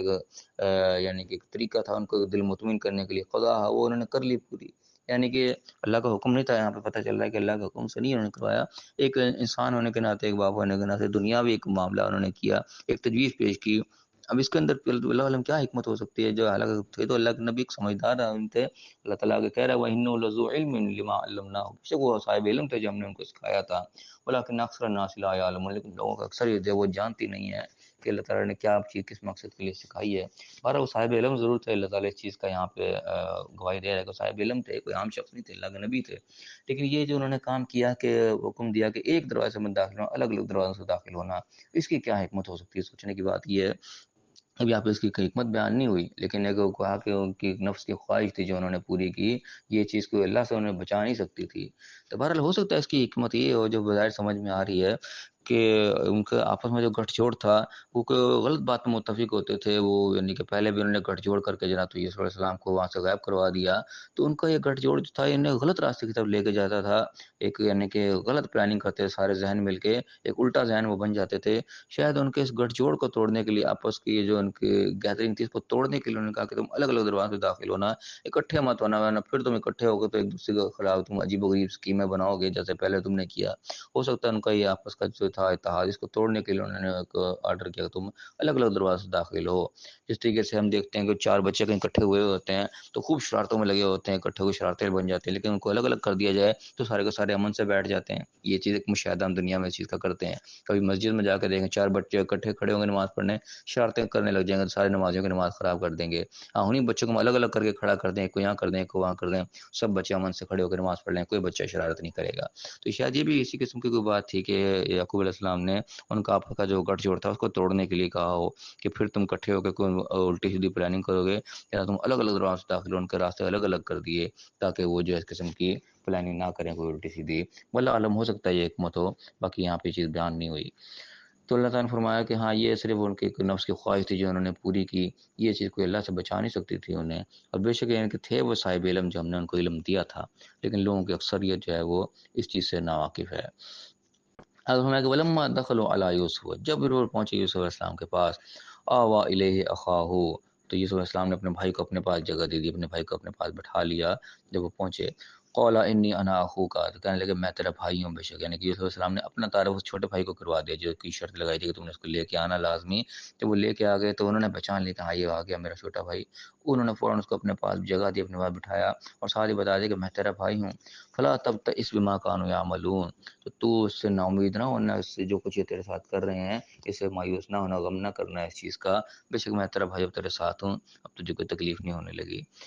تو بہر یہاں پہ بات یہاں تک پہنچی کہ وہ آخرکار یوسف علیہ السلام جو تھے وہ اپنی اسکیم میں کامیاب ہو گئے کہ اپنے بھائی کو انہوں نے بلوانا تھا، منگوانا تھا، جس کی وجہ سے سارے انہوں نے پوری گیم کھیلی کہ ان کا غلہ بھی ان کو دے دیا، ان کی پونجی بھی ان کو واپس لوٹا دی۔ مقصد یہ ہے کہ دوبارہ آئیں اور انہوں نے بھائی کو ساتھ لے کر آئیں، اور وہ اپنی اسکیم میں کامیاب ہوئے، بھائی ان کے پاس پہنچ گیا۔ اب آگے معاملہ چلے گا کہ بھائی کو انہوں نے اپنے پاس روک لیا، بٹھا لیا اور اس کو بتا بھی دے گا میں تیرا بھائی ہوں، تجھے گھبرانے کی ضرورت نہیں ہے، جو تیرے ساتھ زیادتیاں کرتے ہیں اس کے تو غم نہ کرنا، جو بھی کرنا، جو کچھ انہوں نے میرے ساتھ کیا ہے وہ تیرے ساتھ بھی کرتے ہوں گے، تو غم کرنے کی ضرورت نہیں ہے، جو کچھ ہی کر رہے ہیں پریشان مت ہو، میں تیرا بھائی تیرے ساتھ ہوں۔ تو فی الحال ہم یہاں تک پڑھیں گے، اس کے بعد آگے معاملہ چلے گا کہ آگے کیا ہوا کہ بھائی کو انہوں نے ساتھ میں روکنا بھی دکھائی، بلانا مقصود نہیں تھا وہاں پہ، اس کو روکنا بھی ہے۔ اب آگے جو مزید پھر ایک گیم جو ہے وہ کھیلی جائے گی جیسے پہلے کھیلی گئی، تو دیکھتے ہیں اگلو کیا ہوگا، انشاءاللہ اگلی آیات میں پڑھیں گے۔ تو یہاں پہ یعنی کہ اس قصے کے اندر دنیاوی معاملات بڑے یعنی کہ واضح کر کے بتائے جا رہے ہیں کہ دنیاوی معاملات میں کیا کیا ہوتا ہے، کیا کیا کرنا پڑتا ہے اور کیا کیا انسان کر سکتا ہے، کہاں تک جو ہے تو ہمیں نشانیاں ملتی ہیں کہ کسی کا نقصان کیے بغیر اپنا مقصد کو حاصل کرنے کے لیے، کہ جس کے اندر کوئی بےایمانی کو دھوکہ بھی لازم نہ آئے اور کام بھی جو ہے وہ بھی ہو جائے، وہ ہمیں اس چیز کے اندر انشاءاللہ ہم پڑھیں گے آئندہ آیات کے اندر ہی۔ یقیناً یہ آسن القصص ہے، اللہ تعالیٰ نے بہترین قصہ قرار دیا ہے، بس اللہ تعالیٰ میں توفیق عطا فرمائے گا اس کے اندر ہم جو اپنے سبق ہیں چننے والے جو نصیحتیں ہیں وہ ہم حاصل کریں۔ اللہ تعالیٰ میں صحیح سمجھنے کی، صحیح عمل کرنے کی توفیق عطا فرمائے اور دنیا اور آخرت دونوں جگہ کامیاب فرمائے، آمین۔ وآخر دعوانا ان الحمد للہ رب العالمین۔ الحمد للہ رب العالمین، والصلاة والسلام علی الانبیاء والمرسلین۔ اعوذ باللہ من الشیطان الرجیم، بسم اللہ الرحمن الرحیم۔ رب اشرح لی صدری ویسر لی امری واحلل عقدۃ من لسانی یفقہوا قولی واجعل لی وزیرا من اہلی۔ محترم سامعین، السلام علیکم ورحمۃ اللہ وبرکاتہ۔ الحمدللہ قرآن پاک کا مطالعہ ہمارا جاری ہے، سورہ یوسف کی آیت نمبر 69 تک ہم پڑھ چکے ہیں، آج انشاءاللہ آیت نمبر 70 سے آیت نمبر 75 تک پڑھیں گے۔ پچھلی آیات میں ہم پڑھتے آ رہے تھے جو قصہ یہاں تک بات پہنچ گئی تھی کہ جب یوسف علیہ السلام نے ان کو اپنے بھائیوں سے کہا کہ دوبارہ آؤ گے تو اپنے بھائی کو لے کر آنا، اور انہوں نے اپنے باپ سے اجازت مانگی تو پہلے تو انہیں اجازت نہیں دی، پھر انہوں نے اللہ کا جو ہے ان کو گواہ بنا کے ان سے عہد لیا اور آخرکار پھر ان کو مشورہ دیا کہ ٹھیک ہے اب جاؤ تم، لیکن الگ الگ دروازوں سے داخل ہونا، ایک دروازے سے مت داخل ہونا۔ اس کو اللہ تعالیٰ نے کہا کہ یعقوب علیہ السلام کی ایک دل کی خواہش تھی جو انہوں نے پوری کی، اس سے وہ کوئی اللہ سے بچ نہیں سکتے تھے، وہ کوئی یہ کہ ان کی ایک خواہش تھی کہ انہوں نے ان کا آپس کا شاید گٹھ جوڑ توڑنے کے لیے کہ آپس میں اکٹھے ہو کے یہ غلط پلاننگ کرتے تھے، ان کو الگ الگ کہا کہ الگ الگ تم داخل ہونا، ایک دروازے سے مت داخل ہونا، تاکہ شاید یہ پھر کوئی غلط پلاننگ میں نہ لگ جائیں، ہو سکتا ہے یہ حکمت ہو جس کے تحت انہوں نے یہ ان کو کہا کہ الگ الگ دروازوں سے داخل ہونا۔ بعد اللہ تعالیٰ نے کہا کہ ان کی دل کی خواہش تھی جنہوں نے پوری کر لی، یہ چیز کو اللہ سے بچا نہیں سکتی تھی۔ اور پھر جب وہ داخل ہو گئے جیسے ان کے باپ نے ان کو کہا تھا، تو وہاں پہ یوسف علیہ السلام نے اپنے بھائی کو پہچانا کہ چھوٹا بھائی جو ہے، اور اس کو اپنے پاس بٹھا لیا اور ان کو کہا کہ تو پریشان مت ہونا جو تیرے ساتھ کرتے ہیں، میں تیرا بھائی ہوں، تیرا خیر خواہ ہوں، اب تو محفوظ جگہ پہ گویا کہ آ گیا ہے، یہاں پہ بیٹھ جا تسلی سے۔ تو یہاں تک بات پہنچ گئی تھی۔ اب وہ جب غلہ لینے کے لیے آئے، بھائی کو بھی ساتھ لے آئے، بھائی کو یوسف علیہ السلام نے اپنے پاس بٹھا لیا۔ اب آگے معاملہ چلتا ہے کہ اب آگے کیا ہوا۔ یہاں پہ اب آگے سلسلہ چلا ہے، اعوذ باللہ من الشیطان الرجیم، بسم اللہ الرحمن الرحیم۔ فلما جہزہم بجہازہم، اب جب ان کا سامان جو ہے وہ ان کو تیار کر دیا، ان کو دے دیا، تو یہاں پہ ایک کام کیا کہ جعل السقایۃ فی رحل اخیہ، تو وہاں پہ ایک جو پیالہ تھا وہ اس کے اپنے بھائی کے اس میں تھیلے میں جو ہے وہ چھپا دیا، رکھ دیا، جو چھوٹے بھائی کو اپنے ساتھ رکھا تھا اس کے تھیلے کے اندر ایک پیالہ جو ہے وہ رکھ دیا، خود سے خاموشی کے ساتھ، چپکے سے، کسی کو پتہ نہ چلے۔ ثم اذن مؤذن ایتها العیر انکم لسارقون، پھر ان میں سے ایک ندا دینے والے قافلے والے نے جو اس نے وہاں جو تھا غلہ جو دے رہے تھے، ایک مؤذن نے اذان دی۔ یہاں پہ مؤذن اذان کا لفظ یعنی کہ ایک ندا دی، پکارا۔ اذان کا مطلب یعنی کہ پکارنا ہوتا ہے، ہمارے یہاں اذان ہوتی ہے، پکارا جاتا ہے لوگوں کو، جو ہے نماز کے لیے بلایا جاتا ہے کہ حی علی الصلاۃ، آؤ نماز کے لیے، اس پکار کو یعنی کہ اذان کہا جاتا ہے، اور یہ اذان کہنے والے کو مؤذن کہتے ہیں۔ تو یہاں پہ وہی الفاظ استعمال ہو گئے، ثم اذن مؤذن، جب پکارنے والے نے پکارا، ندا دینے والے نے ندا دی، ایتها العیر، اے قافلے والو، انکم لسارقون، بے شک تم تو چور ہو۔ یعنی کہ جب اپنے مال لے کر جانے لگے تو پیچھے سے آواز پڑ گئی کہ اے قافلے والو، تم کہاں جا رہے ہو، تم تو چور ہو، تم تو چوری کر کے جا رہے ہو۔ قالوا، کہنے لگے، وہ اقبلوا، واپس پلٹے گا، علیہم، ان کے پاس، ماذا تفقدون، کہ تم کیا چیز نہیں مل رہی، کیا چیز نہیں پاتے، تم کیا گم ہو گیا تمہارا، تم نے کیوں آواز دی ہمیں۔ قالوا، کہنے لگے، نفقد صواع الملک، ہمیں بادشاہ کا پیالہ نہیں مل رہا، یعنی کہ پیمانہ جو تھا جسے وہ تولتے تھے، یا شاید پانی پینے والا پیالہ جو بھی تھا، صواع کا لفظ ہے یہاں پہ، بادشاہ کا پیالہ جو ہے وہ نہیں مل رہا، وہ کدھر گیا۔ وَلِمَنْ جَاءَ بِهِ حِمْلُ بَعِيرٍ وَأَنَا بِهِ زَعِيمٌ، اور جو کہ اس کو لے کے آئے گا تو اس کے لیے ایک اونٹ کا بوجھ ہے، یعنی کہ اس کو ایک اونٹ کا بوجھ ہے، مال اس کو اور ملے گا ساتھ میں، اور میں اس کا ضامن ہوں جو پیالہ ڈھونڈ کے لائے گا۔ قالوا، کہنے لگے، تاللہ، خدا کی قسم ہے، لقد علمتم، تم جانتے ہو کہ ما جئنا لنفسد فی الارض، ہم اس لیے نہیں آئے یہاں پہ فساد برپا کریں، تو اپنا مال لینے ہیں، مال لے کے جا رہے ہیں، ہم کو فساد برپا کرنے تو نہیں آئے یہاں پہ۔ وما کننا سارقین، نام کوئی چور ہیں، یعنی ہم نے کبھی چوری نہیں کیا، ہم اس قسم کا کام تھوڑی کرتے ہیں، تم کیا الزام لگا رہے ہو ہمارے اوپر۔ قالوا، کہنے لگے، فما جزاؤ ان کنتم کاذبین، تو جو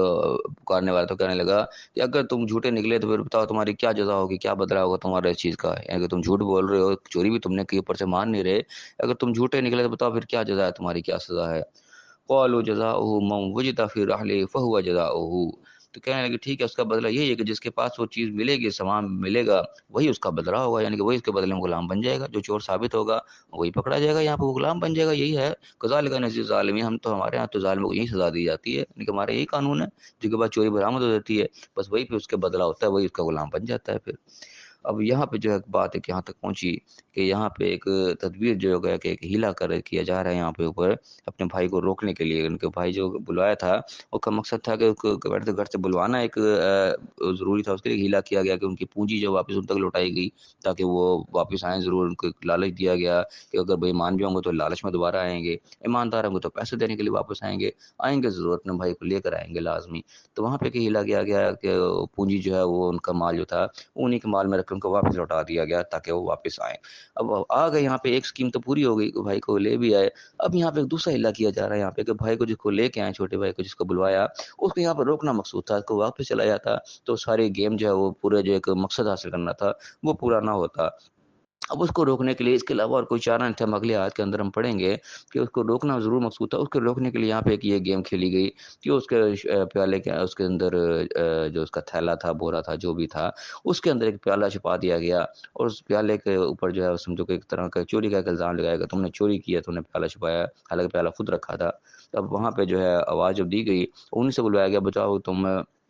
اس کا بدلہ کیا ہوگا اگر تمہارے سے چوری برآمد ہو گئی۔ تو انہوں نے ہی خود ہی یہ بات کہہ دی کہ ٹھیک ہے، جس کے پاس چوری تمہاری برآمد ہوگی وہی تمہارا یہاں پہ غلام بن کے رہے گا، ہمارے یہاں یہی معاملہ ہوتا ہے۔ اب یہاں تک بات پہنچ گئی، اس کے بعد کیا ہوگا اگلی آیت کے اندر انشاءاللہ ہم کل پڑھیں گے، یہ بھی یعنی کہ ایک بڑا سبق آموز واقعہ ہے یہاں پہ کہ کس طریقے سے جو ہے کسی مقصد کو حاصل کرنے کے لیے کیا کیا چیز پلان کرنی پڑتی ہے، تو اس کے لیے کیا کیا حکمت عملی انسان جو اپنا سکتا ہے، اس کی یہاں پہ نشانی مل رہی ہے ہمیں۔ تو اللہ تعالیٰ ہمیں صحیح سمجھنے کی توفیق عطا فرمائے۔ یہ جو اللہ تعالیٰ نے واقعہ بیان کیا ہے اس میں یقیناً بہت سارے سبق ہیں ہمارے لیے، بہت ساری نشانیاں ہیں، اللہ تعالیٰ ہمیں صحیح سمجھنے کی توفیق عطا فرمائے اور صحیح عمل کرنے کی توفیق عطا فرمائے، اور دنیا اور آخرت دونوں جگہ کامیاب فرمائے، آمین۔ وآخر دعوانا ان الحمد للہ رب العالمین۔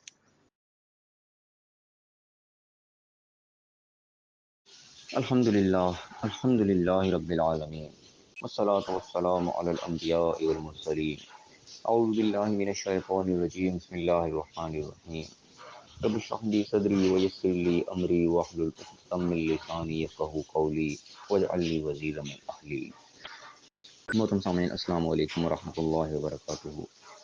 الحمدللہ قرآن پاک کا مطالعہ ہمارا جاری ہے۔ سورہ یوسف کی آیت نمبر 75 تک ہم پڑھ چکے ہیں۔ آج انشاءاللہ آیت نمبر 76 سے آیت نمبر 79 تک پڑھیں گے۔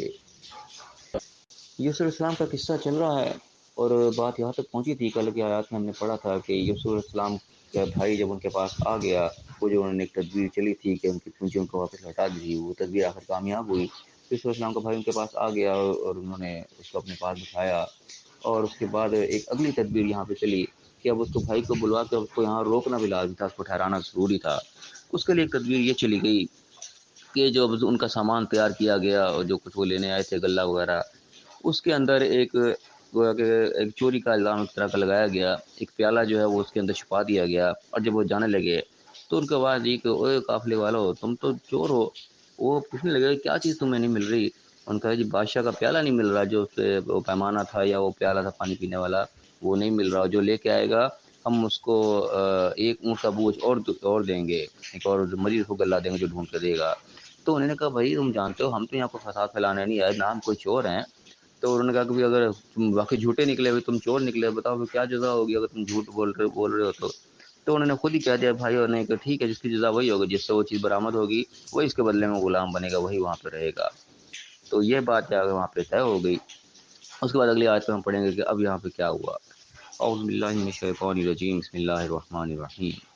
فبدأ بأوعیتہم قبل وعاء اخیہ، تب ان کے سامان کے ان کے جو تھیلے تھے، ان کے جو بھی تھیں، ان کی تلاشیاں جو ہیں وہ لینا شروع کر دی اپنے بھائی کے اس کے تھیلے سے پہلے،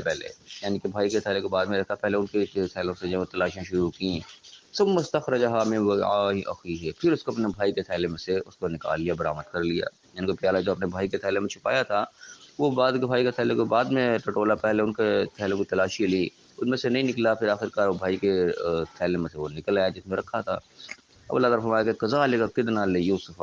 یہ تدبیر ہم ہی نے جائے یوسف کو جو سکھائی تھی۔ کیونکہ اب یہاں بظاہر ایک یعنی شبہ پڑتا ہے کہ شاید یہ ایک دھوکہ دہی کا کام ہو رہا ہے، ایک یعنی کہ جان بوجھ کے کہانی بنائی جا رہی، چوری کا الزام لگایا جا کے بعد چوری برآمد کر کے جو کسی کو روکا جا رہا ہے۔ اللہ تعالیٰ نے اس چیز کو اپنی طرف منسوخ کیا کہ اللہ تعالیٰ نے یہ تدبیر کیا یوسف علیہ السلام کو سکھائی تھی۔ اب یہاں پہ ایک بہت بڑی نشانی نظر آتی ہے کہ اصل مقصد جو تھا وہاں پہ کسی کا نقصان پہنچانا نہیں تھا، کسی کی چوری کرنا مقصد نہیں تھا، اصل اس سے بڑا مقصد تھا اپنے بھائیوں کو ان کو سبق سکھانا تھا، یا اپنے باپ جو پیچھے تکلیف میں تھے، یا وہ بھائی کے ساتھ زیادتی ہو رہی تھی، اصل میں ایک مظلوم کو ظلم سے نجات دینا سمجھو کہ مقصد تھا۔ کہ چھوٹے بھائی کے ساتھ بھی وہ زیادتی کر رہے تھے، ادھر باپ کے ساتھ زیادتی کر رہے تھے، اور خود وہ راستے سے بھٹکے پڑے تھے، غلط راستے کے اوپر چل رہے تھے۔ یعنی کہ کسی کو ہدایت پہ لانے کے لیے، کسی کو راہ راست پہ لانے کے لیے، کسی مظلوم کو ظلم سے نجات دینے کے لیے یہاں پہ ایک ہیلا کھیلا گیا قسم کا۔ یہ بالکل اسی طریقے سے یہ ہے کہ جس طریقے سے عام طور پہ ہم جانتے ہیں کہ کسی کے پیٹھ پیچھے کسی کی برائی کرنا، کسی کا عیب بیان کرنا، ایک چغلی ہوتی ہے، غیبت ہوتی ہے، یعنی کہ اس کو ہم جانتے ہیں کہ وہ مردہ بھائی کا گوشت کھانے کے برابر اس کو قرآن نے قرار دیا۔ لیکن ہر شخص اس بات کے اوپر متفق ہے کہ اگر کوئی ایسی سچویشن آ جاتی ہے کہ جہاں پہ کسی کا نقصان ہو رہا ہو، اور یعنی کہ اس کی سب سے اعلیٰ مثال یہ دی جاتی ہے کہ جہاں پہ ہم کسی کا، اپنی بیٹی بہن کا کسی کا رشتہ کرنے جا رہے ہیں، کوئی شخص ہمیں پتہ ملا ہے کہ پتہ لگا جی اس یہ رشتہ فلاں گھر میں کرنے جا رہا ہے، اور ہم جانتے ہیں کہ جس لڑکے سے یا جس گھر پہ اس کا رشتہ ہونے جا رہا ہے وہ لوگ اچھے نہیں ہیں، وہ لڑکے میں عیب ہے، انہوں نے پہلے بھی لوگوں کا نقصان کیا، کوئی ایسا عیب ہے جو یہ نہیں جانتے۔ اب انہیں پتہ ہے کہ یہ اگر وہاں جا کے جڑے ان کے ساتھ بھی وہی حال ہوگا جو پہلے لوگوں کے ساتھ ہوا، ان کو نقصان ہو جائے گا، وہ نہیں وہ جانتے۔ تو اب یہ ہر شخص کہنے کے لازمی کہ وہ جو عیب اس کے اندر چھپا ہوا جس سے یہ نہیں جانتے، جو اس کے پیٹھ سے اس کے عیب بیان کر دے، اسے کان میں ڈالتے کہ جہاں پہ آپ جا رہے ہو وہاں پہ یہ نقصان ہونے والا ہے آپ کا، پہلے بھی لوگ وہاں جا کے بڑا اپنا نقصان کر چکے ہیں، وہ لوگ اچھے نہیں ہیں۔ اب یہ بظاہر ایسے ہے کہ اس کے پیٹھ پیچھے اس کی برائی بیان کی جا رہی ہے، بظاہر اس چیز کو جو ہے چغلی غیبت ہی کہا جاتا ہے، لیکن یہاں اس موقع پہ چغلی غیبت نہیں کہلائے گی، کیونکہ نیت کچھ اور ہے۔ وہ حدیث بڑی مشہور ہے کہ انما الاعمال بالنیات، اعمال کا سارا دار و مدار نیت پر ہی ہوتا ہے، کہ آپ کس نیت سے کام کریں، آپ کی نیت کا کوئی مقصد اس کی برائی کا بیان کرنا نہیں ہے، مقصد اس شخص کو بچانا ہے جو بیچارہ کسی گڑھے میں گرنے کے لیے جا رہا ہے، اور اس کو پتہ نہیں کہ وہاں پہ کون سا گڑھا ہے جس میں میں گرنے جا رہا ہوں، کہاں جا کے میں رشتہ کرنے لگا، اس کے آگے کیا نتائج برآمد ہونے لگے ہیں، وہ اس کو نہیں جانتا، آپ جانتے ہیں۔ تو لہٰذا آپ لازم ہے کہ آپ اس کو آگاہ کر دیں، اس کے پیٹھ پیچھے یہ برائی اس کی بیان کر دیں، تاکہ وہ جس نقصان کو نہ کرنے جا رہے ہیں انجانے میں، وہ اس نقصان سے بچ جائے۔ تو یہاں پہ بھی اسی قسم کی ایک تدبیر کا یہاں پہ تذکرہ ہو رہا ہے کہ اصل مقصد کچھ اور تھا، اصل مقصد کوئی دھوکہ دینا، کسی کو چوری کرنا، کسی پہ الزام لگانا مقصد نہیں تھا۔ اصل مقصد تھا کہ مظلوم کا چھوٹے بھائی سے وہ ظلم کر رہے ہیں وہ ہو جائے، یا پیچھے باپ کے ساتھ جو کچھ وہ ناانصافی کرتے یا اس کے ساتھ اس طریقے سے نہیں چلتے اس کا باپ ان کا کہتا ہے، یا اپنے وہ ایک یعنی کہ گڑھ چھوڑ کر کے ایک غلط راستے کی طرف وہ چل رہے ہیں، وہ مقصد یہ تھا کہ اس کو مظلوم کو نجات دلایا جائے، یا جو غلط راستے پہ چل رہے ہیں ان کو راہ راست پہ لایا جائے۔ اس کے لیے ایک یہاں پہ ہیلا کھیلایا گیا، جس میں بظاہر کسی کا کوئی نقصان بھی نہیں ہے، کوئی نقصان کرنا مقصد نہیں ہے، کوئی چوری کا وہ ایک کھیلا بھی گیا، پیالہ رکھا گیا، پیالہ نکالا گیا، اس میں کسی کا کوئی نقصان نہیں ہوا، صرف مقصد اس کو لڑکے کو بھائی کو روکنا یہاں پہ محسوس ضروری تھا، اس کے بغیر معاملہ حل نہیں ہونا تھا، اس لیے اس کو روکنے کے لیے صرف ایک ہیلا کھیلا گیا۔ تو اللہ تعالیٰ یہاں یہ بات بتا رہا ہے کہ یہ تدبیر ہم نے یوسف کو سکھائی، ما کان لیأخذ اخاه فی دین الملک الا ان شاء اللہ، اور اس کے علاوہ کوئی حل نہیں تھا اس چیز کا کہ وہ اپنے بھائی کو روک نہیں سکتا تھا، پھر دین الملک اس بادشاہ کا جو قانون تھا، بادشاہ کے دین کے مطابق۔ اب یہاں پہ دین کے لفظ کو ہم سمجھ لیں کہ دین کا یہاں پہ استعمال ہوا ہے، اور تمام مترجمین نے یہاں پہ کا ترجمہ قانون ہی کیا ہے کہ بادشاہ کے قانون کے مطابق وہ اپنے بھائی کو وہاں پہ روک نہیں سکتے تھے۔ تو دین کا جو اصل معنی ہے وہ اصل میں قانون ہوتا ہے، ہمیں بھی یہ دین اسلام اللہ نے دیا ہے، یہ قانون اللہ تعالیٰ نے دیا ہے تاکہ ہم اس کو نافذ کریں۔ تو دین کے معنی قانون ہوتے ہیں، یہاں پہ اللہ تعالیٰ نے بتایا کہ بادشاہ کے قانون کے مطابق ایسا کوئی اور طریقہ کار نہیں تھا جس کے مطابق اپنے بھائی کو روک سکتے، مگر یہ کہ اللہ چاہتا۔ تو اللہ نے ایک چاہا کہ بھائی کو رکوانا ضروری تھا، اللہ نے ایک ہیلا، ایک تدبیر جاری یوسف علیہ السلام کو سکھائی، اور انہوں نے یہ کی، اور اس نتیجے سے وہ بھائی ان کو وہاں پہ روک لیا گیا۔ اب وہ بھائی کے وہاں سے وہ پیالہ برآمد ہو گیا، اور طے یہی پایا تھا کہ ٹھیک ہے جس کے بعد چیز ملے گی وہی وہاں پہ اس کے بدلے غلام بنے گا، وہی رکھ لیا جائے گا۔ اب یہاں پہ ہوا اللہ تعالیٰ فرمایا کہ تدبیر سکھا دی گئی، نرفع درجات من نشاء، جس کے درجات کو چاہتے ہیں بلند کرتے ہیں، وفوق کل ذی علم علیم، اور ہر ذی علم، ہر علم کے والے کے اوپر بھی ایک علم والا موجود ہے۔ یعنی کہ بادشاہ نے جو اپنا چاہے قانون رکھا ہوا تھا کہ یہ ایسا نہیں ہوگا، ایسا نہیں ہوگا، لیکن ہر علم والے کے اوپر بھی ایک علم والا موجود ہے، اللہ تعالیٰ نے اور کوئی تدبیر چلائی اور وہ کام ہو گیا جو کہ اس کے قانون کے مطابق نہیں ہو سکتا تھا۔ تو اللہ تعالیٰ نے بتایا کہ ہر کوئی علم بھی جو ہے صاحب علم کو عقل کل نہیں ہوتا، ہر ایک کے اوپر ایک اور علم والا موجود ہے، اور ظاہر سب سے اوپر ٹاپ پہ اللہ تعالیٰ خود صاحب علم العلیم وہی ہے موجود سب سے اوپر۔ تو فرمایا کہ قالوا، اب وہ بھائی کہنے لگے، ان یسرق فقط سرق اخ له من قبل، اگر اس نے چوری کی ہے تو اس کے بھائی نے ہی پہلے چوری کی تھی۔ اب یہاں پہ خود اپنی طرف سے انہوں نے ایک جھوٹ بول دیا، یعنی کہ برآمد ہو گیا، پتہ لگا اس نے چوری کی ہے، انہوں نے کہا ٹھیک ہے اس نے چوری کی ہے تو کوئی بڑی بات نہیں، اس کا بھائی پہلے چوری کر چکا ہے، وہ بھی پہلے چوری کر چکا ہے۔ فَأَسَرَّهَا يُوسُفُ فِي نَفْسِهِ، اب اس بات کو یوسف علیہ السلام نے اپنے دل میں چھپا لیا، ظاہر نہیں کیا کہ تم کس کے متعلق بات کر رہے ہو، میں تو اس کا بھائی ہوں، تم پھر جھوٹا الزام لگا رہے ہو میرے اوپر۔ فرمایا کہ وَلَمْ يُبْدِهَا لَهُمْ، اور ان کو بظاہر نہیں کیا، قَالَ أَنْتُمْ شَرٌّ مَكَانًا، اور کہا کہ تم وہی اپنی شرارت والی جگہ پہ کھڑے ہو، وہی یعنی کہ عیب تمہارے اندر چھپا ہوا ہے، جھوٹ بولنا، الزام تراشی کرنا، تم وہیں کھڑے ہو ابھی تک۔ واللہ اعلم بما تصفون، اللہ تعالیٰ خوب جانتا ہے جو بھی تم باتیں بنا رہے ہو، یعنی کہ یہ بات یوسف علیہ السلام نے اپنے جی کے اندر کہی، ان پہ ظاہر نہیں کہی۔ اب کیا ہوا، جب چوری ثابت ہو گئی اور وہاں پہ اس کو روکنے کا ظاہر ہے کہ فیصلہ تھا کہ کوئی نہیں جانے دیا جائے گا، مال اس کے بعد برآمد ہوا ہے، قالوا، بھائی کہنے لگے، یا ایھا العزیز، اے عزیز مصر، اے یعنی کہ قوت والے، تیرے ہاتھ میں سارے معاملہ ہے یہاں پہ، اے عزیز، ان لہ ابا شیخا کبیرا، اس کا باپ جو ہے وہ بہت بوڑھا ہے، فخذ احدنا مکانہ، اس کی جگہ پہ ہم میں سے کسی کو پکڑ لے، یعنی کہ اس کو چھوڑ دے۔ اب ظاہر ہے بیک گراؤنڈ ان کو پتا تھا کہ ہم تو اپنے باپ کے ساتھ اللہ کا عہد دے کے آئے ہیں کہ ہم اس کو لازمی لے کر آئیں گے، اب یہاں پہ یہ معاملہ ہو گیا، اب پھر ہم اس کو نہ لے کے گئے تو وہاں تو ہماری شامت آ جائے گی، ہمارا باپ تو ساری زندگی پھر ہمارا کہیں اعتبار ہی نہیں کرے گا، ہماری تو سارے وہ ریپوٹیشن خراب ہو جائے گی کہ پہلے بھی یہ کام ہم نے کیا، یوسف کو لے گئے بہانہ بنا کے نہ اس کو غائب کروا دیا، اب اس کو چھوٹے بھائی کو لے کے آئے ہیں، پہلے ہم پر اعتبار نہیں کر رہے تھے، تو اللہ کا عہد لے کر انہوں نے دیا ہے، اب پھر یہ کام ہو گیا کہ پھر اس کو نہ لے کے گئے تو ہمارا تو بیڑا غرق ہو جائے گا۔ تو اس بات پہ وہ کہنے لگے کہ ہم، اس کا باپ جو ہے بہت بوڑھا ہے، اس کو چھوڑ دے، ہم میں سے کسی کو پکڑ لے، اس کو جانے دے، انا نراک من المحسنین، ہم تو تجھے بہت ہی احسان کرنے والا پاتے ہیں، یعنی کہ تم نے پہلے بھی ہمارے سے بڑی نیکی کی، بڑا احسان کیا ہم پر، پھر ایک احسان اور کر دے، اس کو جان دے، ہم میں سے کسی کو پکڑ لے۔ قالا، تو جواب ملا، معاذ اللہ، اللہ کی پناہ، ایسا کیسے ہو سکتا ہے، ان ناخذ الا ما وجدنا متاعنا عنده، کہ ہم کسی اور کو پکڑ لیں سوائے اس کے کہ جس کے پاس ہمارا مال برآمد ہوا، ایسا کیسے ہو سکتا ہے، انا اذا لظالمون، تو تم بہت بڑے ظالم ہو گئے، بہت بڑی ناانصافی کی بات ہے، تو مال کسی اور کے پاس برآمد ہوا اس کو چھوڑ دے کسی اور کو پکڑ لیں، یہ تو سراسر ظلم ہے، یہ تو ہم نہیں کر سکتے، یعنی کہ اس بات پہ ان کو صاف جواب دے دیا گیا۔ اب یہاں پہ فی الحال ہم بریک لگاتے ہیں، یہ حکومت یہاں پہ ختم ہو رہا ہے، اس کے بعد آگے پھر بیان چلے گا کہ جب ان کو یہ جواب مل گیا پیچھے وہ وعدہ کر کے آئے میں یہاں پہ بھائی وہ پکڑا گیا، پھر واپسی لے جانے کی کوئی صورت نظر نہیں آ رہی۔ اب آگے پھر کیا ہوا انشاءاللہ وہ اگلی آیات کے اندر پڑھیں گے۔ اللہ ضرور دعا ہے اللہ تعالیٰ میں صحیح سمجھنے کی اور صحیح جو اس کے اندر سبق ہے ہمیں سبق حاصل کرنے کی توفیق عطا فرمائے، صحیح عمل کرنے کی توفیق عطا فرمائے اور دنیا اور آخرت دونوں جگہ کامیاب فرمائے، آمین۔ وآخر دعوانا الحمد للہ رب العالمین۔